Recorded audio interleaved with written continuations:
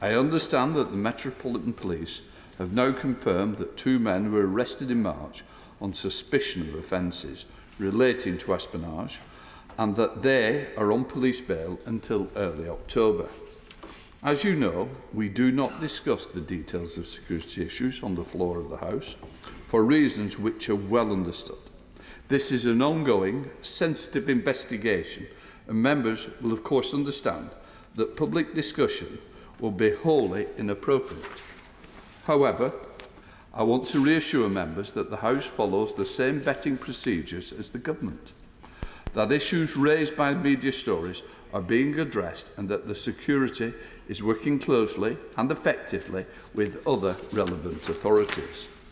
We keep our security arrangements under review at all times in order to deal with the evolving threats. The extreme small number of people who needed to know were immediately briefed on a strictly confidential basis, given the national security of this sensitive matter. At this stage, I do not wish to say anything further about this issue, and I would remind all members the importance of not discussing security issues on the floor of the House. That is particularly important in this case.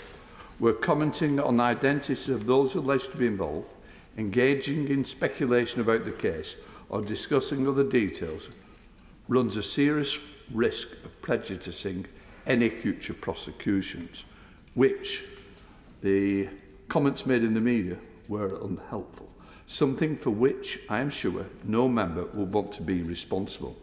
I do not intend to take any points of order on this matter. If members have security concerns, they are of course welcome to raise them outside of this chamber with me or with the House Securities professionals, or both.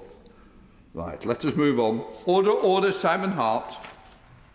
Thank you very much, Mr. Speaker. I beg to move that on the 14th day of September 2023, Mr. Speaker, do issue his warrant to the Clerk of the Crown to make out a new writ for the electing of a member to serve in this present Parliament for the county constituency of Tamworth in the room of Christopher John Pincher, who, since his election for the said county constituency, has been appointed to the office of Steward and Bailiff of His Majesty's Manor of Northstead in the county of York.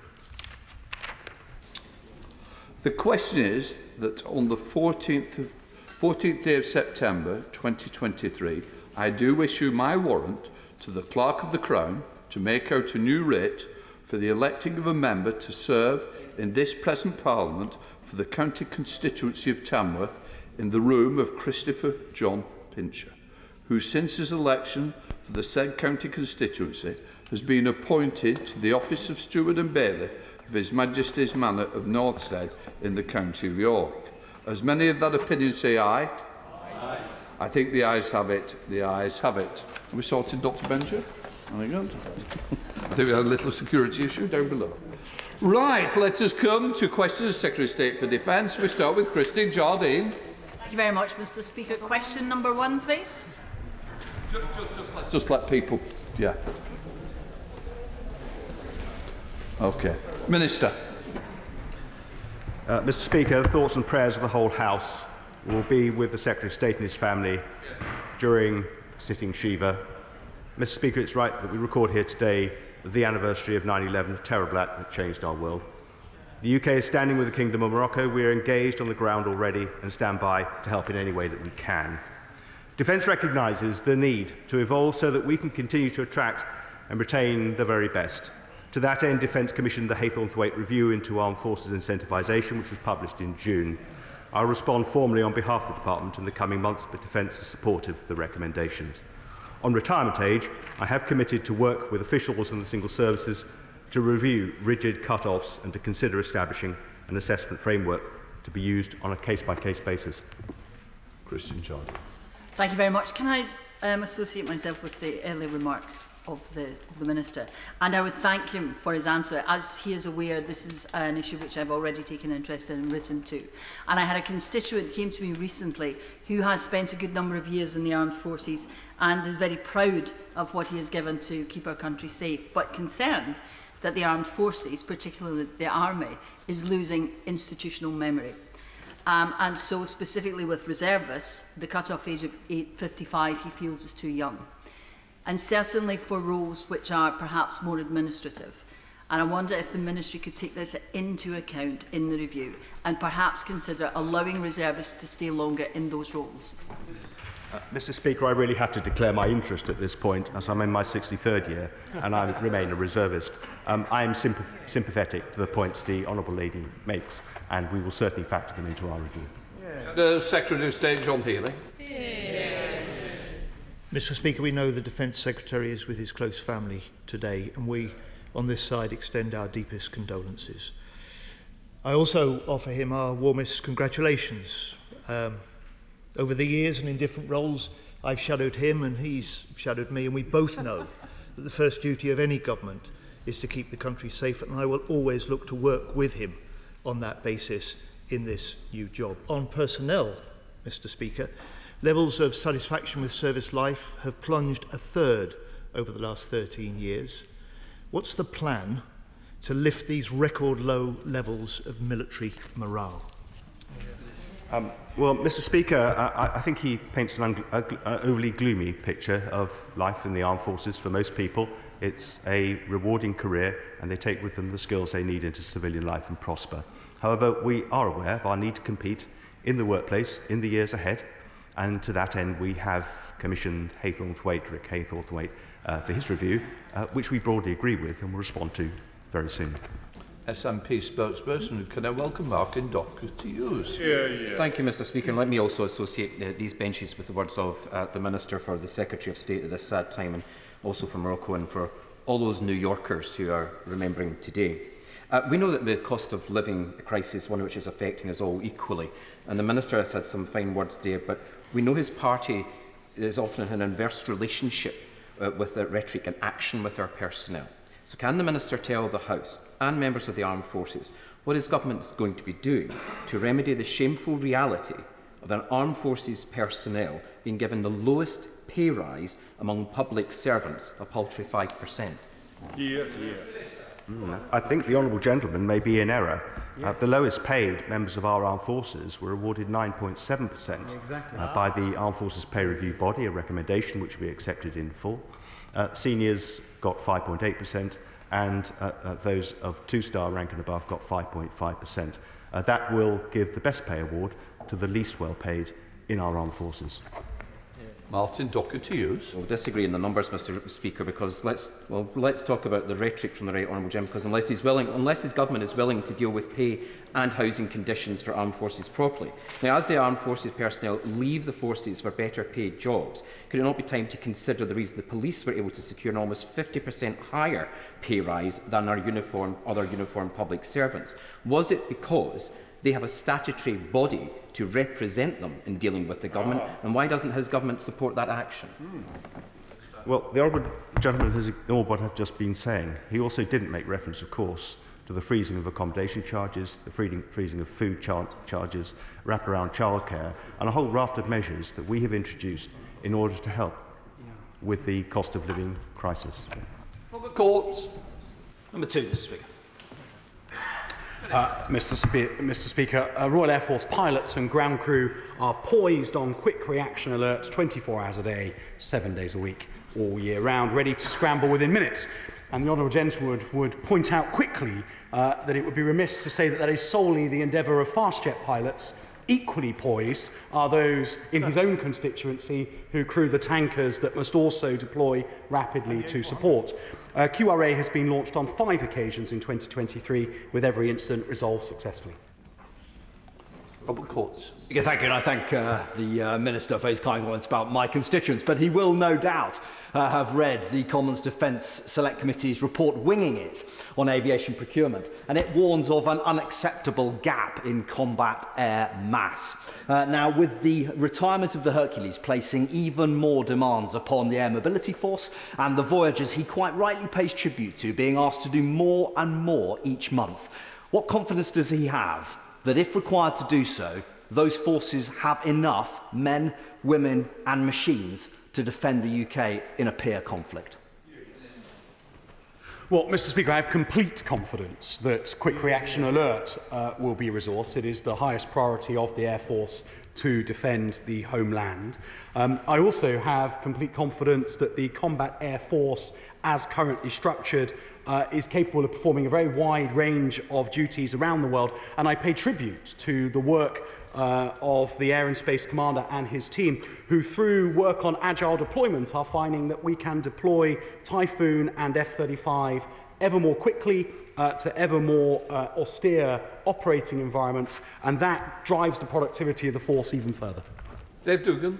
Thank you, Mr. Speaker. There's of course no question over the quality of combat air crews, but there is a big question mark over the quantity of aircraft that they can fly. And I want to challenge the Minister on his confidence that he's just articulated, because there's serious concerns that our combat air crew are engaged almost universally in transit and air policing and have very little aircraft availability to practice proper combat air. What's his assessment of that concern? Well, Mr. Speaker, we take very seriously the work that the Defence Select Committee does and enjoy reading their reports, and as I hope members of the committee in the House would recognise, very often take their findings into policy. But I do push back gently, because in addition to the incredible work of QRA and the support that the Royal Air Force has given to NATO missions over the last 18 months since the start of the war in Ukraine, they have also been able to support carrier strike deployments, deployment on exercise Red Flag, and indeed the deployment of a below squadron in strength all the way across to Australia, getting to exactly what I said to the honourable friend from Witney, that this ability to deploy the Air Force with greater agility further from home in more austere settings is a step change for the Royal Air Force, allowing it to operate from more austere environments rather than solely from its home bases. Mr. Brandon Sharma. Thank you, Mr. Speaker. Question number 4, please. Thank you, Mr. Speaker. The latest estimates suggest that MOD investment supports over 200,000 jobs in industries across the UK. And, Mr. Speaker, I believe that the best way we can keep growing the numbers of jobs in defence is to back the British defence industry, which is why I am delighted to confirm that this week in London we are hosting the biggest ever DSEI, showcasing the very best of the British defence industry, companies large and small. And we should remember, Mr. Speaker, they not only provide prosperity in every part of our country, but they provide us with the means we have to defend ourselves in an increasingly contested world. Mr. Brandon Sharma. The Defence Secretary's predecessor rightly prioritised British jobs over buying off the shelf from America. But the Times recently exposed a difference of opinion with the Prime Minister, who insisted on buying American helicopters. Can the Secretary of State assure the House that he will stand up for the British jobs and R&D, or is our only hope to replace him with the Right Honourable Member of Wentworth and Dean? Thank you, Mr. Speaker. And it's an ongoing debate in procurement, as has been the case for many years. The difference between buying off the shelf, as the honourable gentleman says, and also having our own sovereign capability. The fact is, until we brought out DCIS in 2021, arguably the default position of the MOD was to go primarily for value for money. But actually, since DCIS, we have a more flexible and balanced approach, which we've seen in many specific procurements where we do give much greater weighting to social value, to local content, and this has been illustrated on many procurements because, above all, we do want to support British jobs and having our own sovereign capability. Thank you, sir. My condolences, please, to the Secretary of State. Babcock are one of the largest defence employers in the country. But as reported in the Sunday press, their record on refits of surface ships is woeful. It took them over 4 years to refit the Type 23 frigate HMS Iron Duke. But on submarines, it's even worse. 7 years to refit a Trident boat. According to the journal Navy Lookout, which said this online, so presumably the Russians and the Chinese could have read it, a few weeks ago, not a single one of our attack submarines was at sea. They were all tied up alongside. This is deeply embarrassing to the Department and to the Royal Navy, whose admirals are tearing their hair out. It's Babcock's fault.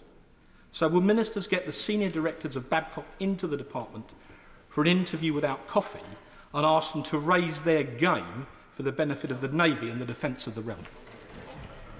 Well, I'm grateful to my right honourable friend. I have the greatest respect for him. He will appreciate we do not comment on the operational availability of submarines. This is a particularly sensitive matter. However, he is absolutely right that we do need to focus on the time it's taking to bring ships and all aspects of our fleet back into service. I can confirm to him I do engage regularly with Babcock, and I will be visiting Devonport very soon.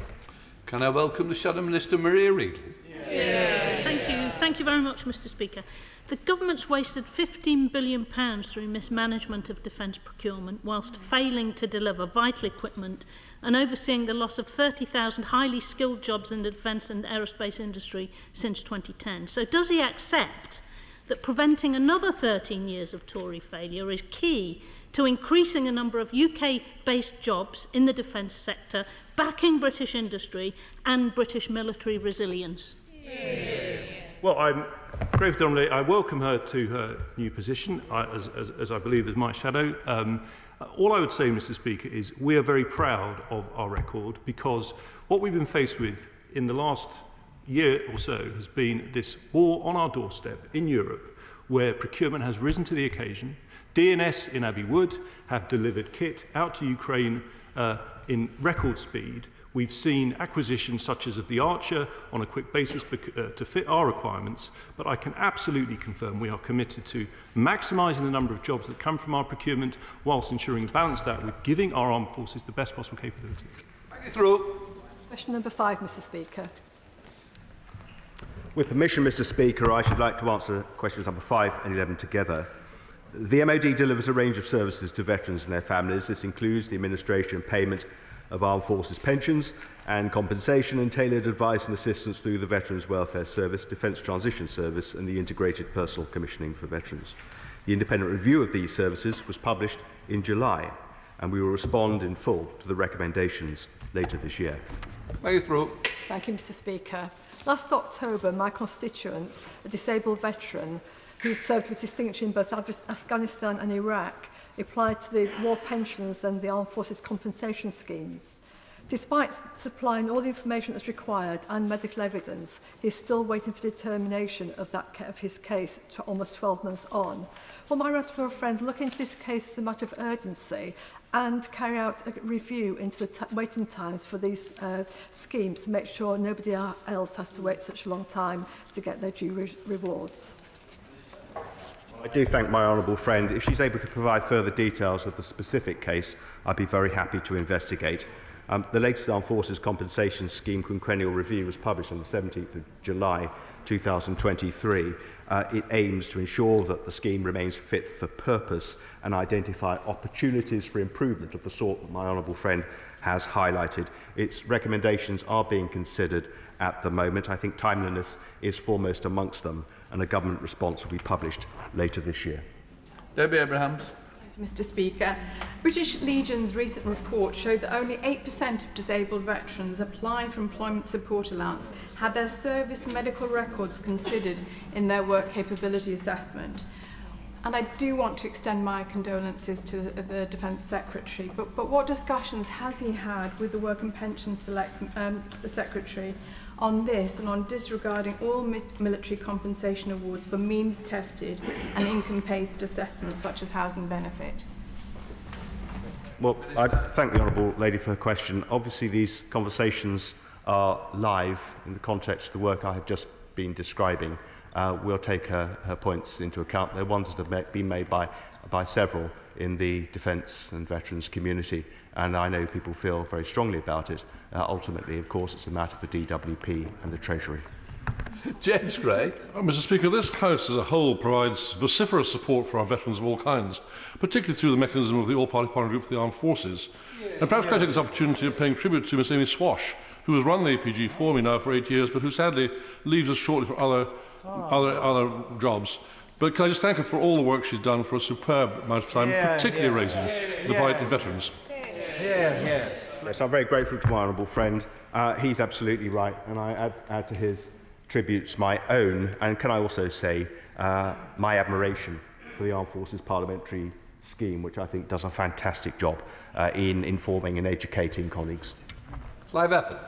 Thank you, Mr. Speaker. In July, the government published a review of the treatment of LGBTQ+ veterans. The previous Secretary of State's response to that won him many plaudits, and his reaction was welcomed, but he did say he was going to take his time in order to make sure he got things right. But I just wonder if the Minister could give us an update on when we can expect a response to the recommendations. I'm very grateful to the honourable gentleman. He's right to raise this. At the time I said the community should allow us time, but not too much time, and I'm very sure that they will hold us to that.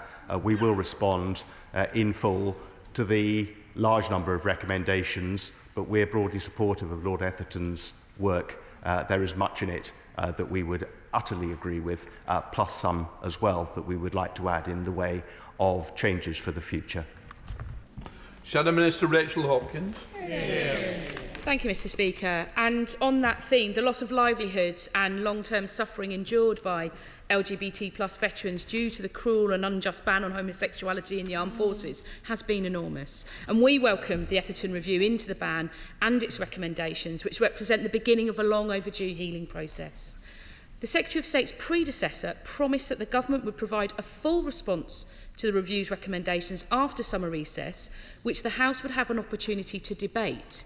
So will the Minister confirm when the government will respond to the report's recommendations and that the House will still be provided time to debate it?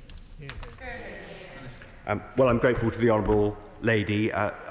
Clearly, we will be debating this at some length. I hope the House, when it sees the government response to Lord Etherton's recommendations, will be pleased with what they see. At the moment, we're working with the community, with Fighting for Pride in particular, to ensure that what we put in place is right and that it's acceptable to those who have been done down by the events of 1967 to 2000. Dr. Luke Evans.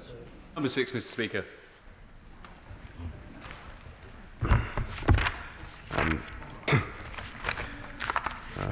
Bear with me, Mr. Speaker.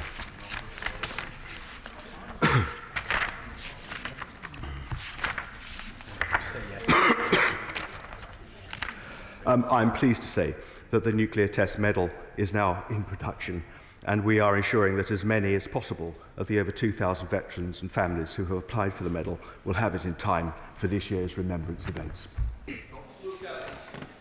Thank you, Mr. Speaker. And the Minister will know that I take an interest in the veterans issue and declare an interest as the President of Hinckley's Royal British Legion. And to that end, a constituent, Alfred Roy Davenport, served in the RAF medical team from November 56 to November 59, stationed on Christmas Island.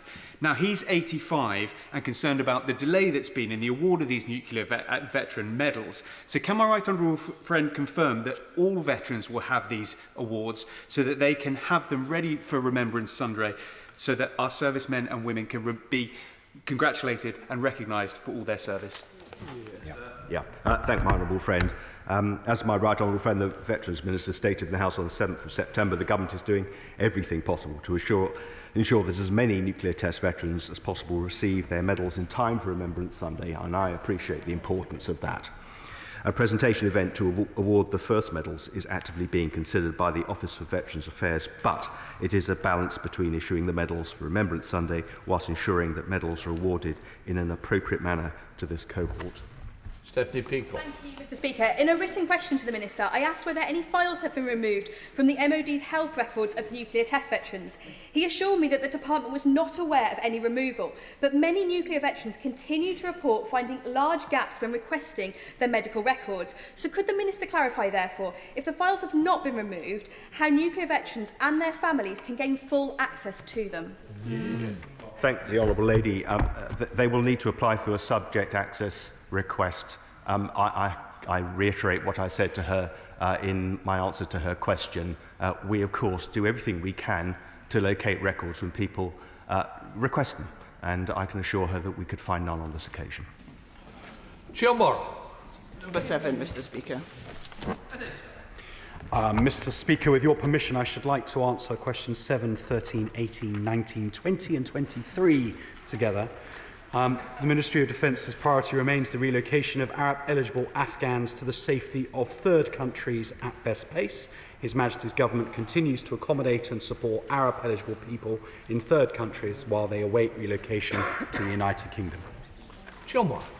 Thank you, Mr. Speaker. I am proud to have an Afghan interpreter for the British Armed Forces as a constituent, but I was ashamed to learn from him that his brother, who worked for 6 years directly for the SAS in Helmand province, had applied under the Arab scheme and had been rejected without a proper explanation. He's now in hiding in Afghanistan. Would the Minister take up his case as a matter of urgency, and would he explain to the House why his government is still failing to support those Afghans who risked so much to support our armed forces?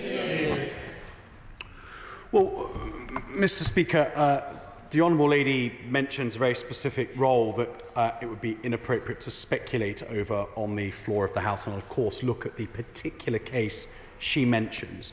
But it is worth just reminding to Right Honourable colleagues around the House that the Arab scheme was intended for those who had been in direct support of the UK military, interpreters most often, and there is a very narrow opportunity beyond for those with special circumstances who have come through under Category 4. And it's quite often the case when colleagues write to the Ministry of Defence to raise a case that they do so on behalf of somebody who might have served in the Afghan National Security Forces, not necessarily in the direct employ of the UK military. Now, that is to cast no judgment on the case she raises. I'll look at that specifically and write to her. Weston. Thank you, Mr. Speaker. There's a real deep sense of injustice amongst former serving officers and other military personnel that we've actually forgotten this moral obligation, really, to those Afghan military personnel and others who served alongside us. So will he confirm just how many Afghans, former military personnel, are presenting as homeless currently in the UK? And secondly, will he confirm just how many are currently in hotels in Pakistan? Well, Mr. Speaker, it seems that my initial reply might have been quite useful, but the Honourable Gentleman may not have heard or understood it. ARAP is not explicitly for those who served in the Afghan armed forces alongside the British military. It is for those who served in the employ of the British military in all but a very narrow number of cases. I'll write to him with the precise question he asked about Afghan service personnel now homeless in the UK. I suspect it will be remarkably few, but Afghan service personnel are not the main target of ARAP. And as someone who served in Afghanistan, I share the sense that many of my colleagues, former colleagues, have, that they would like to have done more, but it was simply never what ARAP was designed to do, nor is it credible that the hundreds of thousands of people who served in the Afghan National Forces could all be relocated to the UK. Janet Davey. Thank you, Mr. Speaker. In 2021, I held a public meeting shortly after the evacuation from Afghanistan. This was widely attended by worried and distressed residents, all wanting help for their relatives. Desperate situations in Afghanistan. It's now been over 2 years and there are still huge problems with ARAP. Can the Minister say why they're allowing people and their relatives to suffer for so long? Well, Mr. Speaker, there is a known number of people who worked in the employ of the British military during our campaign in Afghanistan, and our priority has been to work through those lists and to match the lists of people we know to have worked for us with those who are applicants. And actually, it's my understanding, Mr. Speaker, that there are only about 2,000 applications outstanding, and in the last 2 months alone, 58,000 decisions have been taken. Overwhelmingly, those, I'm afraid, are to say no to people, but we are making good progress and are nearing the end of tracking down all of those we know to have worked for us. Catherine West. Mr. Speaker, could I return to the question raised by my colleague from Warwick and Leamington? How many applicants are still being kicked out of hotels in the UK? How many applicants are applying from Pakistan and in hiding? Well, the honourable gentleman from Warwick asked a very particular question about Afghan service personnel. That was his question that I think the record will show, and I answered that, but I'll obviously need to go away and confirm, because that's not something that ARAP is intended to meet, and we'll need to see if we can find those statistics. She asked how many have been removed from hotels. Well, the plan is to remove all ARAP applicants from hotels, because ARAP applicants are not here illegally. They have not arrived on boats across the channel. They are entitled to be here. They have access to full universal credit and housing benefit, and much more importantly, have the right to work immediately on arrival. And so our priority, unapologetically, and I would hope the Honourable Lady would agree that this is the right approach, is to get people out of hotels and into houses where they can get on with the life they so deserve here in the UK as legal citizens. Thank you very much indeed, Mr. Speaker. Well, it's hardly in the spirit of Operation Warm Welcome that, as the second anniversary of the evacuation of Kabul passed, Afghans who supported our armed forces were still left crowded into hotels at the taxpayers' expense, or expected to move hundreds of miles from where they have managed to find employment and their children have settled into schools. So when does the Minister now expect all Afghans in the schemes to be moved out of hotels and given suitable offers of accommodation? Well, Mr. Speaker, I agree actually with the Honourable Lady, and her question stands in contrast with the previous one, because her question was about the need to get people out of hotels, not suggesting that they should somehow be staying there. The Minister for Veterans Affairs has been leading on this task around government. Few in this House have more emotional energy to drive that mission. He sees it as of huge importance that people are moved out of hotels and allowed to get on with their lives as quickly as possible. I will ask his office to write to her with the exact detail of when he hopes to see the job done. Dr. Julian Lewis. Thank you, Mr. Speaker. May I commend to the Defence team and indeed the House the new book by Larissa Brown, The Gardener of Lashkar, which outlines in great detail the sort of debt we owe to the people who tried to help our forces. My specific question is this, not about people serving with the Afghan forces, but do we have a proper database of all those who did serve with the British forces, who are eligible under the scheme, and can he guarantee that the scheme will not be closed while some of them, probably a large number of them, are still in hiding in Afghanistan and are thus unable to apply for it? Mr. Speaker, it won't surprise the Right Honourable Gentleman to know that the lists of people who worked for the British Armed Forces over our extended period in Afghanistan came onto many different lists, and part of the job of work of the last 18 months or so has been to consolidate that into an authoritative list of those that we know to have worked for us. But we do have very good records, as you would expect the military to have kept. That allows us to focus our search for people that we know to be eligible within the pile of applications, and of late to make rapid progress in informing those who are uneligible that they are not eligible. We will, of course, keep the scheme open for as long as it takes to find all of those that we know work for us. Dame Priti Patel. Thank you, Mr. Speaker. I thank the Minister for his considered remarks, and will he join me in thanking both Colchester City Council and Essex County Council for their work in supporting many Afghan nationals locally who have been in hotels since last autumn. They've aided them to get into housing. However, we do still have 6 families and 40 individuals who need to be supported in temporary accommodation.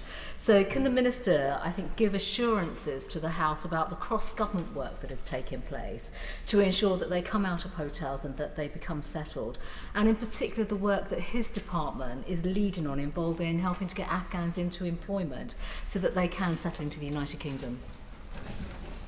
Well, Mr. Speaker, I can absolutely give my right honourable friend the assurance that she asks for. She knows better than anybody, given her previous role in government, that these men and women who have come have every legal right to start to work and to settle in the UK. They have deserved their journey here on the back of what they did in support of our armed forces in the UK, and so whilst they are in hotels, we will support them, but better still, once we've got them settled in more permanent accommodation, we will support them into employment, and I'll make sure the Minister for Veterans Affairs briefs her on his work on that matter. Valerie Vars. Number 8, Mr. Speaker. Mr. Speaker, our commitment to NATO is unwavering. We have strengthened our force posture in Estonia, stationed a light cavalry squadron in Poland, provided the NATO mission in Kosovo with personnel, surveillance and reconnaissance capabilities, and provided specialist personnel to the NATO mission in Iraq. The national flagship, HMS Queen Elizabeth, sailed over the weekend and will shortly fly the NATO flag as the NATO flagship whilst on operations in the Euro-Atlantic. We contribute to every NATO mission, declare our nuclear deterrent to NATO, and consistently spend at least 2% of gross domestic product on defence. We will maintain our leading position in NATO over the decades ahead. Mr. Speaker, can I place on record my condolences to the current Defence Secretary and my thanks to the former Defence Secretary, and we wish him well in whatever he undertakes to do. Thank the Minister for his full response. He will know that NATO's obligations are to work with partners. So can he say what discussions he's had with his counterparts in NATO about working with the African Union to ensure stability and security in that region? Well, Mr. Speaker, as colleagues have rightly offered their condolences to the new Secretary of State and remarked on the anniversary of 9/11, the thing that maybe has fallen through the cracks is for us to send our regards to the former Secretary of State, with whom I had the great pleasure of working for 3.5 years. His effort and contribution to defence was quite extraordinary, and I think he will be remembered in history as one of the great Secretaries of State, and he should be very proud of everything that he achieved. The Honourable Lady is absolutely right that NATO's southern flank, Africa, is of enormous importance to Europe and the security of the Euro-Atlantic. It won't surprise her to know that in the wake of the coups over the summer in both Niger and Gabon, conversation between European defence ministers, NATO defence ministers, has been regular and urgent as people seek to understand what the response could be. It doesn't look like it is one in which NATO would be to the fore, but it is clearly in NATO's interests that a European response in Africa to these coups is forthcoming. Speaker, my condolences to the Secretary of State. As my honourable friend knows, membership of NATO requires an expenditure of 2% of GDP. This is an arbitrary and paltry figure, bearing in mind the threats that we all face. What discussions is he having with other NATO partners, many of whom are not even spending the 2%, to raise the increase or to increase their spending on defence? Well, Mr. Speaker, I steer my honourable friend to the communiqué from the Vilnius summit, which was very clear that NATO countries that aren't yet spending 2% need to urgently increase their spending to do so. Our Prime Minister has gone further and indicated his willingness to spend 2.5% on defence once the economic circumstances allow. And I think that that is the right order, because you cannot have physical security without economic security. Shadow Minister Luke Popper. Thank you, Mr. Speaker. After 13 years of Tory army cuts, serious and senior military figures are now questioning the UK's ability to deliver our NATO obligations.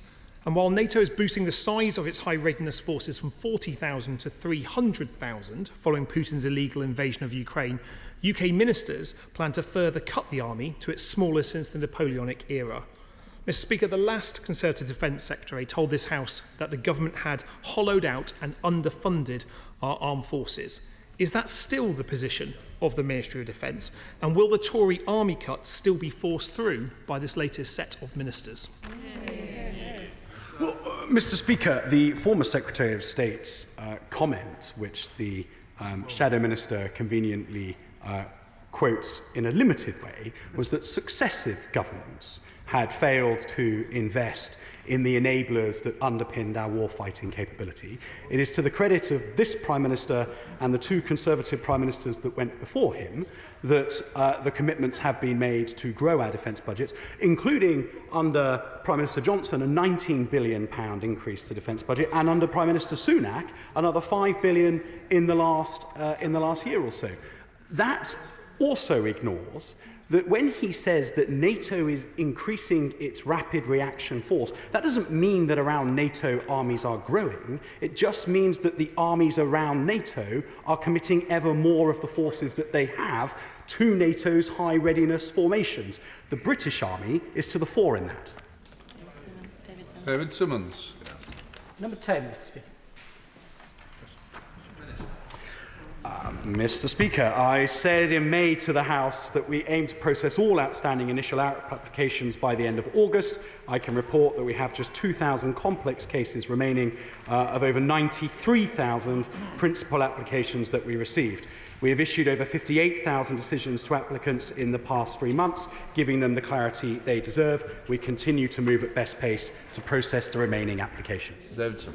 Well, thank you, Mr. Speaker. May I thank my honourable friend and his ministerial colleagues for the work done over the summer, including with Hillingdon and Harrow councils in my constituency, on support for those who've served in support of our armed forces.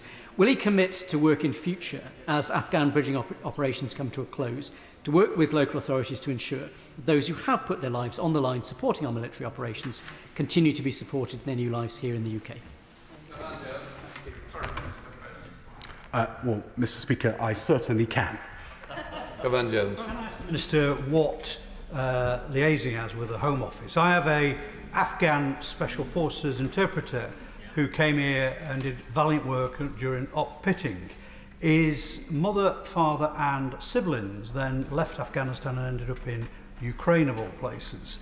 They then have moved to the UK last year. The Home Office gave them temporary leave to remain, only then to receive a letter this last couple of months saying that would either have to be deported back to Afghanistan, Ukraine or to Rwanda. Now, in this case, I interceded and his office have actually helped. What is the actual going on here between his department and the Home Office? Well, Mr. Speaker, just from the question, I can see all sorts of ways in which this might present quite a confusing case to colleagues in the Home Office, especially if those who are in Ukraine proceeded to the UK under a mechanism other than ARAP. Can I look at the detail of the case and come back to him rather than speculate? Oh, lovely. Emma Hardy. Speaker, question number 13. Thank you, Mr. Speaker. The Government continues to invest significant sums to improve the quality of UK service family accommodation. £337 million was invested over financial years 2021 and 21-22 combined, and £163 million in 22-23. The forecast for this financial year is £312 million. Emma Hardy. Thank you, Mr. Speaker. Ofsted's Chief Inspector Amanda Spielman has repeatedly said that she has, quote, deep concerns about the, quote, continued failures to improve service accommodation for armed forces recruits over the past 7 years. So can the Minister explain why these concerns from the neutral Ofsted Inspector Amanda Spielman have fallen on deaf ears, and why the improvements are still yet to be made? I'm grateful to the Honourable Lady. It is an extremely important subject. We do care immensely about improving our estate. They don't fall on deaf ears, Mr. Speaker. If that was the case, we would not have put on the table a further £400 million for SFA in the Defence Command Paper Refresh, and it's precisely because of that additional funding that this year our spend will be almost double last year. Edward Lee. The Prime Minister said he was going to lead by example. And when it came to the military base at Catterick, he was going to ensure that illegal migrants were housed there. We now understand that the generals have said they don't want a bunch of Afghans and Iraqis next to their squaddies, so nothing is happening with regard to illegal migrants being put there, although the MOD is so determined that their soldiers should not be placed near migrants that they are moving them out of RAF Scampton. So when are illegal migrants going to be placed in Catterick as promised by the Prime Minister? I want a date and I want it now. Well, I say to my honourable friend, I visited Catterick on Friday. I discussed precisely this matter with senior members of the armed forces based at Catterick. The characterisation he uses is, I have to tell him, not correct. These matters are being considered objectively and carefully, but that work is ongoing, Mr. Speaker. Ongoing, yes. Helen Morgan. Thank you, Mr. Edmund. Question 14, please, Mr. Speaker. The Defence Infrastructure Organisation provides additional needs and disability adaptations to service family accommodation. These provide changes to SFA to meet the family's needs as set out by a suitably qualified healthcare professional. Once the scope of any adaptation has been agreed, and with all parties, works will be delivered as quickly as possible. This gives service personnel the reassurance their families' needs can be met wherever they are assigned, regardless of the length and number of postings they have within their service career. Mr Speaker, the Minister will remember that in June I asked about a very badly injured veteran in my constituency who has written confirmation from the former Defence Minister at the time in 2021 that he would receive extensive adaptations to his home. They have not happened, and the situation, Mr Speaker, is so serious that Opgorridge has instigated safeguarding proceedings against the Ministry of Defence to protect my constituent. In June, the Minister requested that I write to him. I did yet again. I still have not received a reply. So, Mr Speaker, will the Minister meet with me to finally sort this out? And will he, in doing so, will he reassure the House that a Conservative Minister's word is worth the paper it's signed on? I think that's a little harsh, Mr Speaker. I have discussed this matter with the Honourable Lady, and of course I'd be more than happy to meet with her to discuss a constituent's case further. She will forgive me if I don't share the details with the House. We now come to topicals. We start with Simon Joe. Question number 1, Mr Speaker. Mr Speaker, I was privileged to attend the Invictus Games this weekend in Dusseldorf. It was truly humbling to meet inspiring individuals who have triumphed in adversity. I took the opportunity to discuss with my Ukrainian counterpart the care and rehabilitation of veterans and the UK's unwavering support for her country. Simon Joe. Thank you, Mr Speaker. There are more than 265,000 former members of the armed forces in the South West, many of whom reside in my constituency of East Devon. We must ensure every veteran can access the services they need when they leave the service. Can my right honourable friend update the House on the progress being made towards delivering ID cards to all veterans by Remembrance Day this year? Well, thank my honourable friend. He will be aware that phase 1 of this project is already completed. That is to say, as people leave the armed forces, they are issued with their veterans' cards. Those who left before December 2018 should get their cards by the end of this year. A veteran doesn't require a card to prove their status. There are several ways to verify service, and the lack of a card should not act as a barrier to access support, but I do recognise the importance of this card for many, in particular, as a form of proving their identity and accessing services. So, Secretary of State John Healey. Thank you, Mr Speaker. As ministers know, UK unity on Ukraine stays strong, and the government will continue to have Labour's fullest support on military aid. The Ukrainians are now urgently asking for more to help with their current counter-offensive succeed, and since January, the Prime Minister has repeatedly pledged to accelerate Ukraine support. When will this happen? Well, the Right Honourable General will know full well that the United Kingdom, among our European peers, is probably the lead nation on many fronts, both financial, in terms of kit, and in terms of supporting the people that are conducting the fight against Putin's aggression. We will continue to do that, and at the weekend in Dusseldorf, I reiterated that to my Ukrainian counterpart. I don't think anybody can be in any doubt that it is the United Kingdom leading Europe on this front, and we will continue to do so. John Healey. But I fear UK leadership on Ukraine is flagging. The UK government has committed 4.6 billion, yet Germany has now committed 17 billion euros. The UK's 14 tanks have now been dwarfed by 324 from Poland, and last week's decision to prescribe Wagner as a terrorist group was taken by the European Union 10 months ago. Will the Minister accept? We must accelerate UK military support, and we must redouble the UK's defence diplomacy to maintain Western unity and solidarity. Well, the UK government prefers action rather than words, and I would point to the 20,000 Ukrainians we're training, to Storm Shadow, to the fact that kit is going out the door right now and is being used on the ground. Rhetoric is one thing, action is another, and in that way, I'm afraid the Right Honourable Gentleman has to admit that the UK is continuing to lead Europe, and we will certainly do so going forward, and there can be no doubt that Ukrainians themselves appreciate the strength and rigour of UK's... Order. I think the Minister also... It is topicals. I decide how quick they'll be. I don't need any help from the front bench. Can we please make sure we get these bank benchers in? If not, tell me which one you don't to allow in. Andrew Lower. Continuity of education allowance is an important recruitment and retention facility for the armed forces, but it's not kept up with inflation in recent years. Can the Minister commit to ensuring CEA levels are not eroded into the future? Grateful to my honourable friend. CEA is an important way of making sure that the education of service children is not disrupted. To that end, I have asked for a review of CEA to make sure that it's fit for purpose, and I'll have the results of that review later this year. So come on.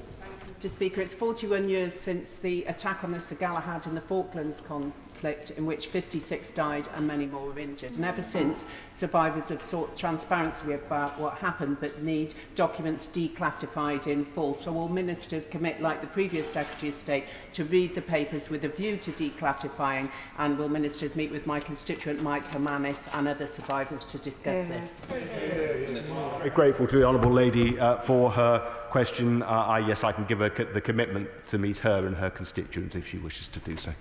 On the Ukrainian theatre is the effectiveness and lethality of emerging drone technology.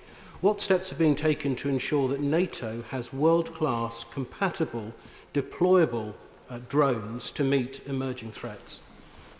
Well, Mr. Speaker, my honourable friend asked an excellent question. It must be clear to everyone from what is available just on social media the extraordinary impact of uncrewed air systems, as they are called, in theatre. What I want to reassure him is we are working on a UX strategy to look at how we can make the most of this capability to ensure that, above all, we have our own cutting-edge sovereign capability. Matt Weston. Thank you, Mr. Speaker. The Ajax fighting vehicles is proving to be something of a stealth weapon. When is it that the government will produce or provide us with a statement to this House explaining where we are up to with this project and when it will be delivered to the front line? I don't know if the Honourable Gentleman was present. I did give a statement to the House in which I confirmed that we would learn the lessons of the Sheldon Review, but above all, the good news that Ajax was with the Field Army for regular training, and actually that training, I hear, is going extremely well. Andrew Selou. Dealing with the challenges which armed forces families face is vital for strong defence. I made a promise to many of those families that I was privileged to meet during the Living in Our Shoes review that the recommendations would not gather dust. How can I find out where we are on recommendations 36, 48, 68 and 96, for example? Well, my honourable friend will forgive me if I don't, off the top of my head, know what those recommendations relate to. What I can do is to say to him that Defence is very fortunate in having my honourable friend's colleagues as co-authors of the report on the Armed Forces Family Strategy Steering Group, acting as critical friends and holding Defence to account against the Strategy Action Plan. I'd be more than happy to meet with him to go through those recommendations one by one. Chris Stevens.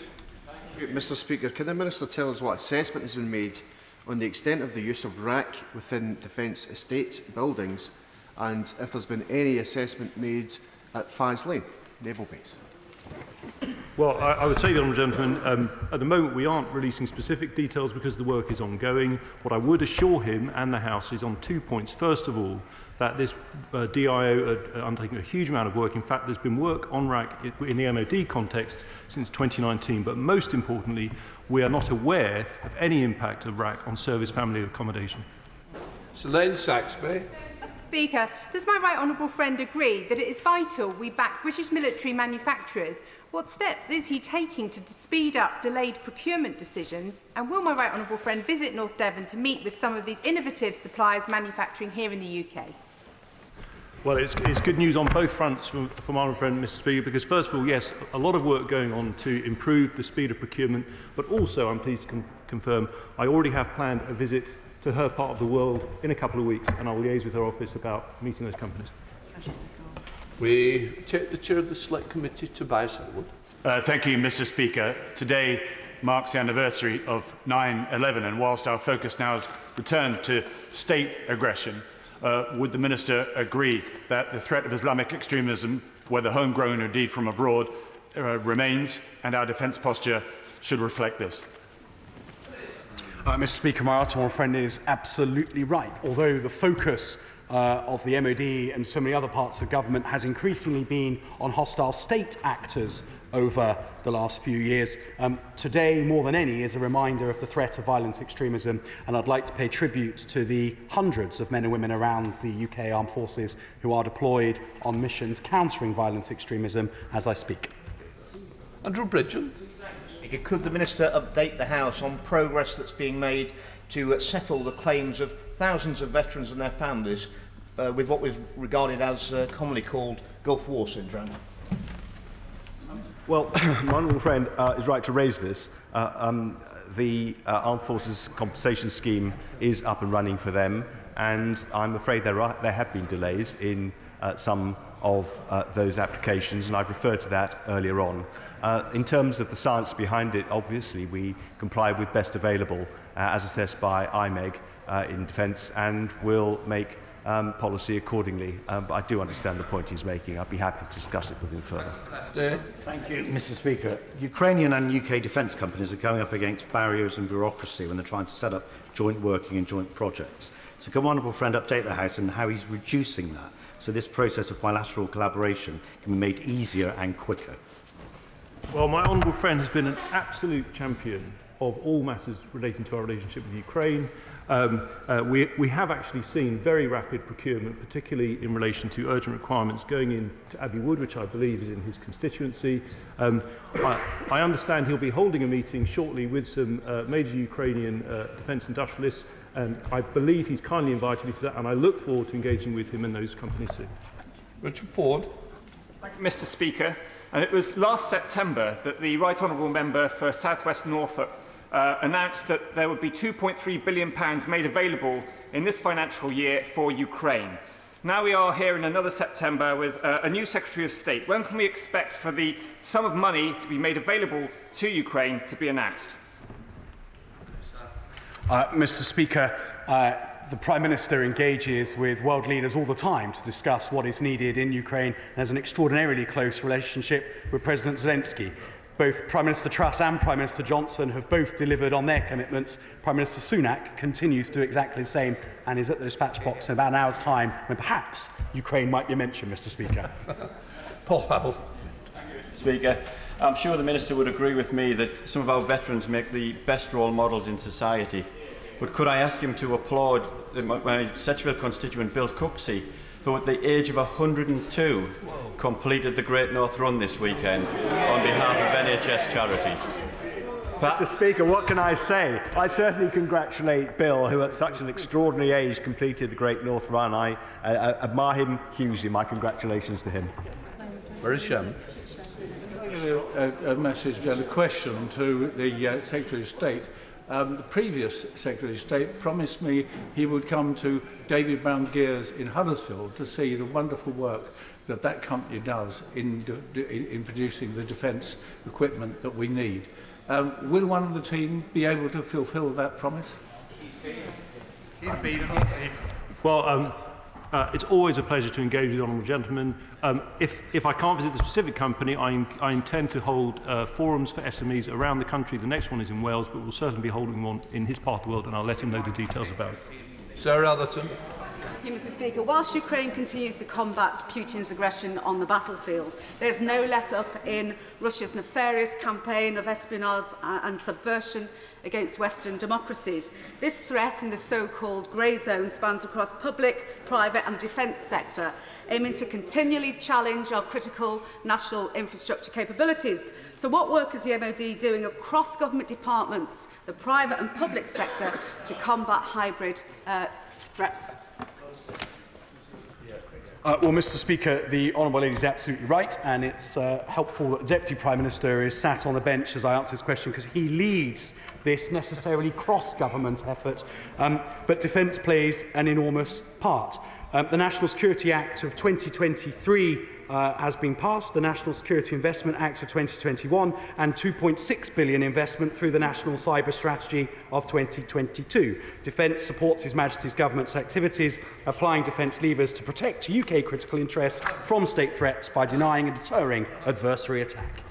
I'm going to get a sore throat if we keep carrying on like this. Jimson. Mr. Speaker, and one of the greatest problems that my constituents have who are veterans is housing accommodation. They're as scarce as hen's teeth, as we would say back home. So can I ask the Minister what discussions he's had with the housing association, housing executive, housing associations in Northern Ireland to secure funding and housing for veterans who have just finished service or indeed are just retiring? Thank you. To the honourable gentleman for his question.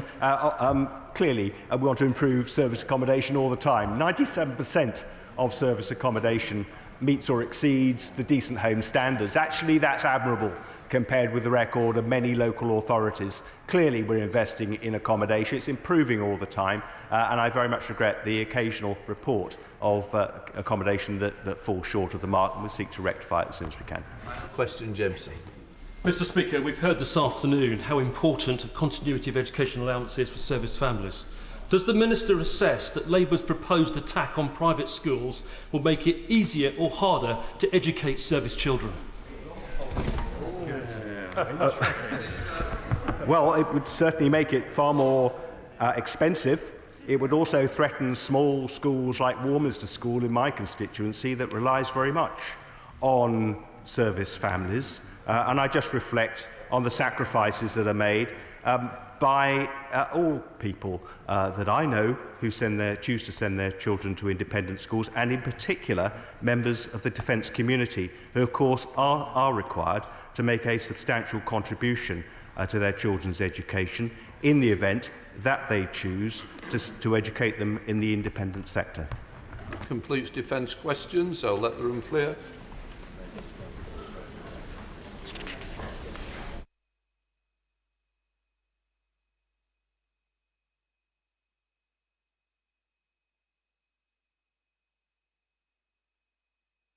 Right, we now come to the Cabinet's oral statement. I call the Right Honourable Oliver Dowden. With your permission, Mr Speaker, I would like to make a statement on claims relating to an ongoing counter-terrorism police investigation that were reported in the Sunday Times yesterday, Sunday the 10th of September. The story alleged that 2 individuals, including a parliamentary researcher, have been arrested on charges of conducting espionage on behalf of China. Mr Speaker, these are serious allegations, and it is right that they are being thoroughly investigated by the police and relevant agencies. We must not hamper their work or prejudice any future legal processes by what we say today, as I believe, Mr Speaker, you said at the beginning of today's proceedings. As you would expect me to say, Mr Speaker, it would therefore be inappropriate for me to comment on any specific aspect of this active investigation itself. I would, however, point the House to what the Metropolitan Police has said in its own statement, namely that the investigation is being carried out by officers from the Met's Counter-Terrorism Command, which has responsibility for investigations relating to allegations of Official Secrets Act and espionage-related offences. Of course, any decision as to whether to proceed with a prosecution under the Official Secrets Act and related legislation would be a matter for the Crown Prosecution Service. Mr Speaker, it remains an absolute priority for the Government to take all necessary steps to protect the United Kingdom from any foreign state activity which seeks to undermine our national security, prosperity and democratic values. The Government has been clear that China represents a systemic challenge to the United Kingdom and to our values. This has been evidenced in China's continued disregard for universal human rights and international commitments in Xinjiang, their erasure of dissenting voices and stifling of opposition under their new national security law in Hong Kong, and disturbing reports of Chinese coercion and intimidation in the South China Sea. Mr Speaker, we are clear-eyed about that challenge, and we must be able to look the Chinese in the eye and call out unacceptable behaviour directly, just as our Prime Minister was able to do with Premier Li at the G20 in New Delhi this weekend, an approach that has also been taken consistently by our Five Eyes allies. But, Mr Speaker, Actions speak louder than words, and that's why I took the decision to instruct departments to cease deployment of all surveillance equipment subject to China's national intelligence law from sensitive government sites in November last year. It's one of the reasons why I banned TikTok from government devices. It's why the government has investigated and called out so-called Chinese overseas police service stations, and, as my right honourable friend, the Security Minister, set out in a statement to this House in June, have instructed the Chinese embassy to close them. It's why we have significantly reduced Chinese involvement in the UK's civil nuclear sector, including taking ownership of China's stake in the Sizewell C nuclear power project. And it's why, as Digital Secretary, I took the decision to ban Huawei from our 5G networks. And, Mr. Speaker, this afternoon, in the other place, the procurement bill is being debated, and that will include national security debarment provisions that will enable us to act where we see malign influence in our public procurement. In taking this approach, we are aligned with our Five Eyes allies and other G7 partners, indeed every single G7 partner. So, the United Kingdom will deploy again an aircraft carrier to the Indo-Pacific in 2025. We have announced AUKUS, a new security partnership that will promote free and open Indo-Pacific that is secure and stable. And we will work with Italy and Japan through the Global Combat Air Programme to adapt and respond to security threats of the future through an unprecedented international aerospace coalition. Mr. Speaker, these Houses of Parliament stand as a monument to the freedoms of expression and belief that underpin our values.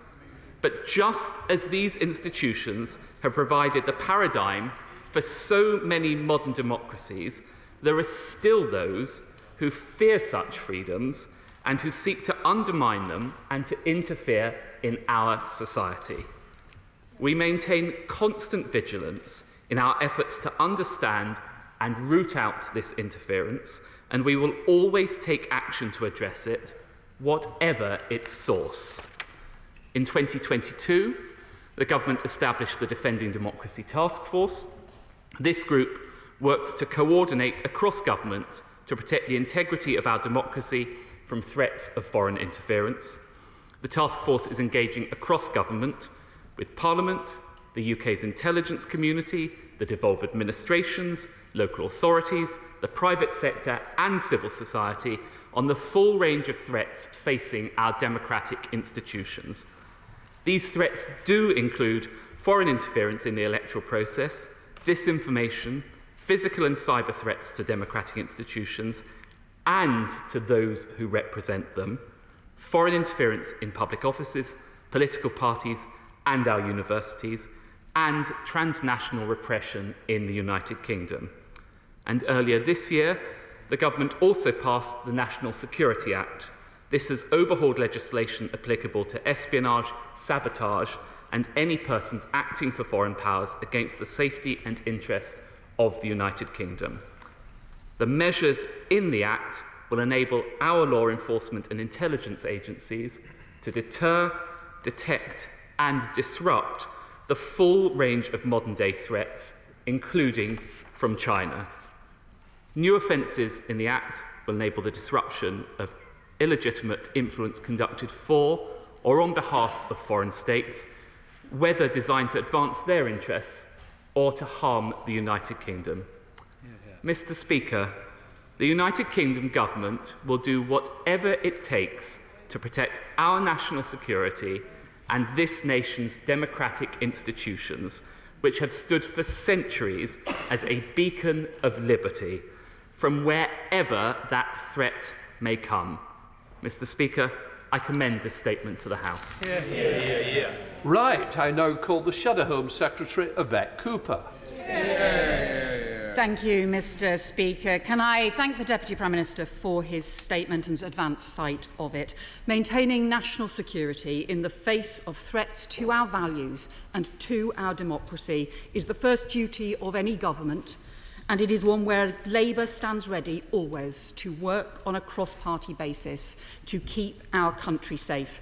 And I want to pay tribute to all those in our intelligence and security services, police and across government and beyond who work to protect our national security on the anniversary of the awful attacks of 9/11. As we remember those lost, we are in no doubt of the seriousness of the work that they do. And we recognise too the seriousness of the allegations involving espionage on behalf of China at the heart of our democracy. It is essential that the police, intelligence agencies and justice system are able to do their jobs, and we must support them in doing so. But we do need to know more about what action the government is taking against attempts by other states to interfere in our democracy and undermine our security. MI5 issued an interference alert about the Chinese Communist Party attempting to influence Parliament 20 months ago.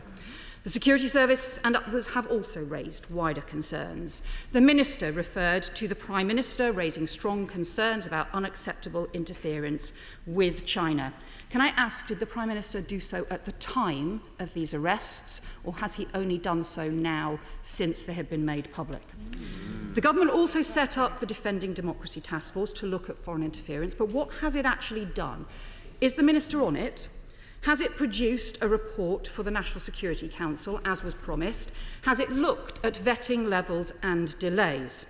The government has opposed the Lord's amendment to the National Security Bill that was put forward to introduce stronger checks on donations to political parties to ensure no foreign influence, and opposed Labour's proposal to close the loophole on shell companies.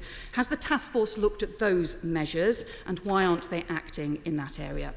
And what's being done about national security prisoners? It does beg a belief that Daniel Khalif was charged with national security offences but was able to escape under a van. So can he confirm this individual had already evaded arrest for 3 weeks when the police first tried to apprehend him, and yet he ended up in a Category B prison? And reports that in 2019 another prisoner was able to escape from Wandsworth Prison, also by hiding underneath a van.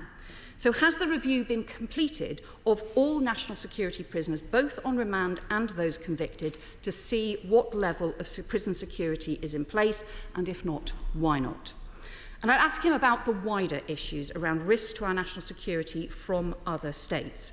Rightly, the Minister's taken action on sensitive surveillance equipment, and I'm glad the Ministers have accepted Labour's proposals around procurement. The Minister in his statement rightly talks of the systemic challenge that China poses, including on human rights. But the statement says nothing about the work of the Investment Security Unit. What is it doing?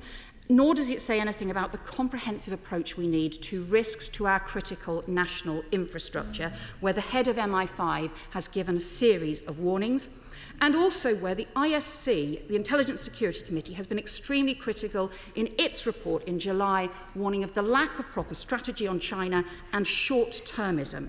We need to engage with China on issues around climate change and global issues, but we need also to be very robust about defending our national security. It's why the Shadow Foreign Secretary has called for a full audit of China's relationship, and why we have supported the National Security Act, but we have also raised concerns about Iran pursuing kidnap and murder threats, about Russia pursuing cyber attacks, and recognising that after 9/11 and the appalling terror attacks on 7/7, the country came together. The then Labour government worked on major counter-terror strategy involving everyone across government, police, intelligence agencies, local government and the private sector to draw up the contest strategy, which has endured and has strong cross-party support. But the government has been warned now for years about rising state challenges. So where's the contest strategy for state threats? We would support the government in producing one. A Labour government would work cross-party to produce one. But where is it? We need that contest strategy on state risks, state challenges and state threats to protect our national security. National security is too important to ignore warnings. We need urgent action to defend our national security. Secretary Dowden. Well, may I begin by thanking the Shadow Home Secretary for the overall constructive approach with which she has approached this issue. It is important that we treat issues like this on a cross-party basis in defence of our democratic institutions, and of course it's very timely that this statement should be made on the anniversary of 9/11. I will endeavour to address the points that the Right Honourable Lady has raised. I'm happy to write to her on any points that I miss out inadvertently. First of all, both the Prime Minister and the Foreign Secretary regularly raise, with their Chinese opposite numbers, Chinese interference in democratic institutions. This is an ongoing approach that has been going on for some time. Secondly, in relation to the Democracy Task Force, which is led by my right honourable friend, the Security Minister, that reports into the National Security Committee, on which I sit, and we receive regular updates of the work that he is doing, working with departments across government, not least DLUC, which is responsible for large elements of electoral integrity, but also devolved administrations, local authorities and others. The purpose of the task force is to bring together all those different elements to pursue a whole of government and society approach when addressing those threats.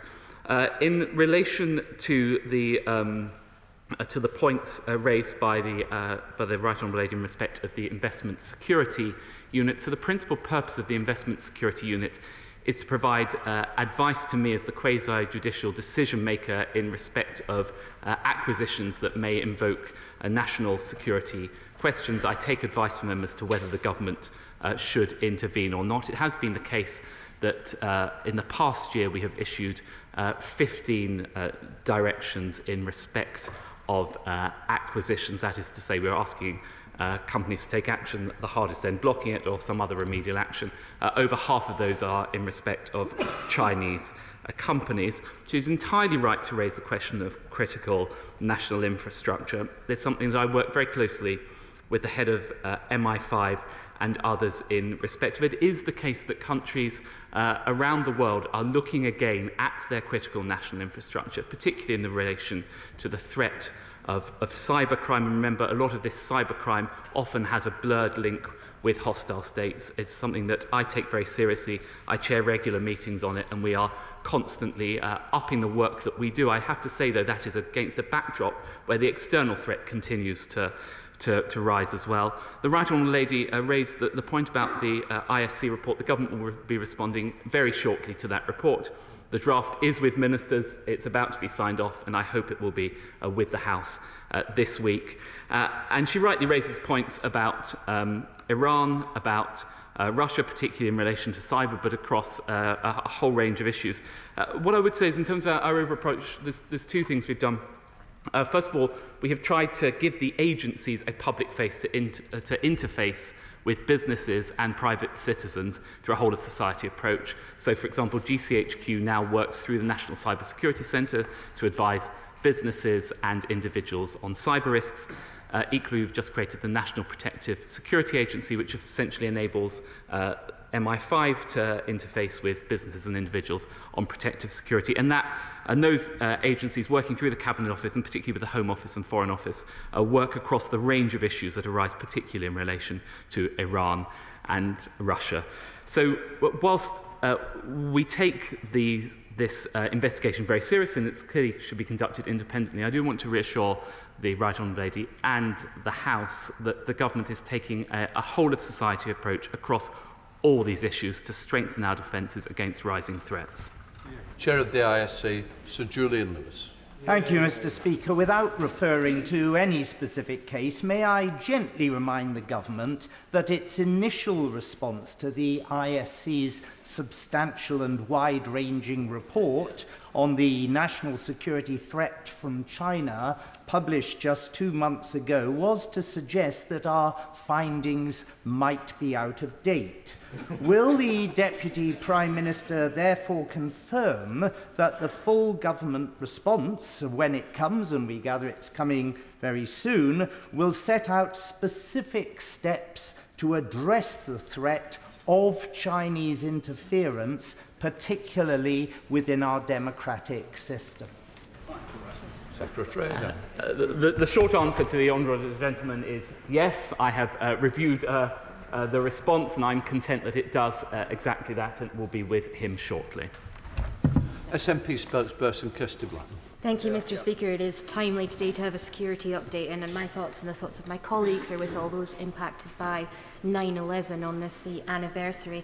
I'm glad the Minister mentioned the issues in relation to sensitive government sites and cameras. It is the case, though, that members across the House had to ask questions for months around Hikvision before any action was taken by the government. Will the government commit to acting more quickly in future, and will the procurement bill, as he states, allow this to happen? I'm glad to hear about the ISC report response that will be coming. Will the government also be committing to implementing the recommendations of the ISC report on Russian interference in British politics? Hopefully that response can also come soon. In terms of specific questions on this, when did the Deputy Prime Minister himself learn of these allegations and of these arrests? Why did MPs only learn of this from the Times? And will the government institute, as soon as possible, a review into the decision-making process that led to MPs not being told about this, in order that critical updates like this are given to MPs in future and this decision-making process is never allowed to happen again?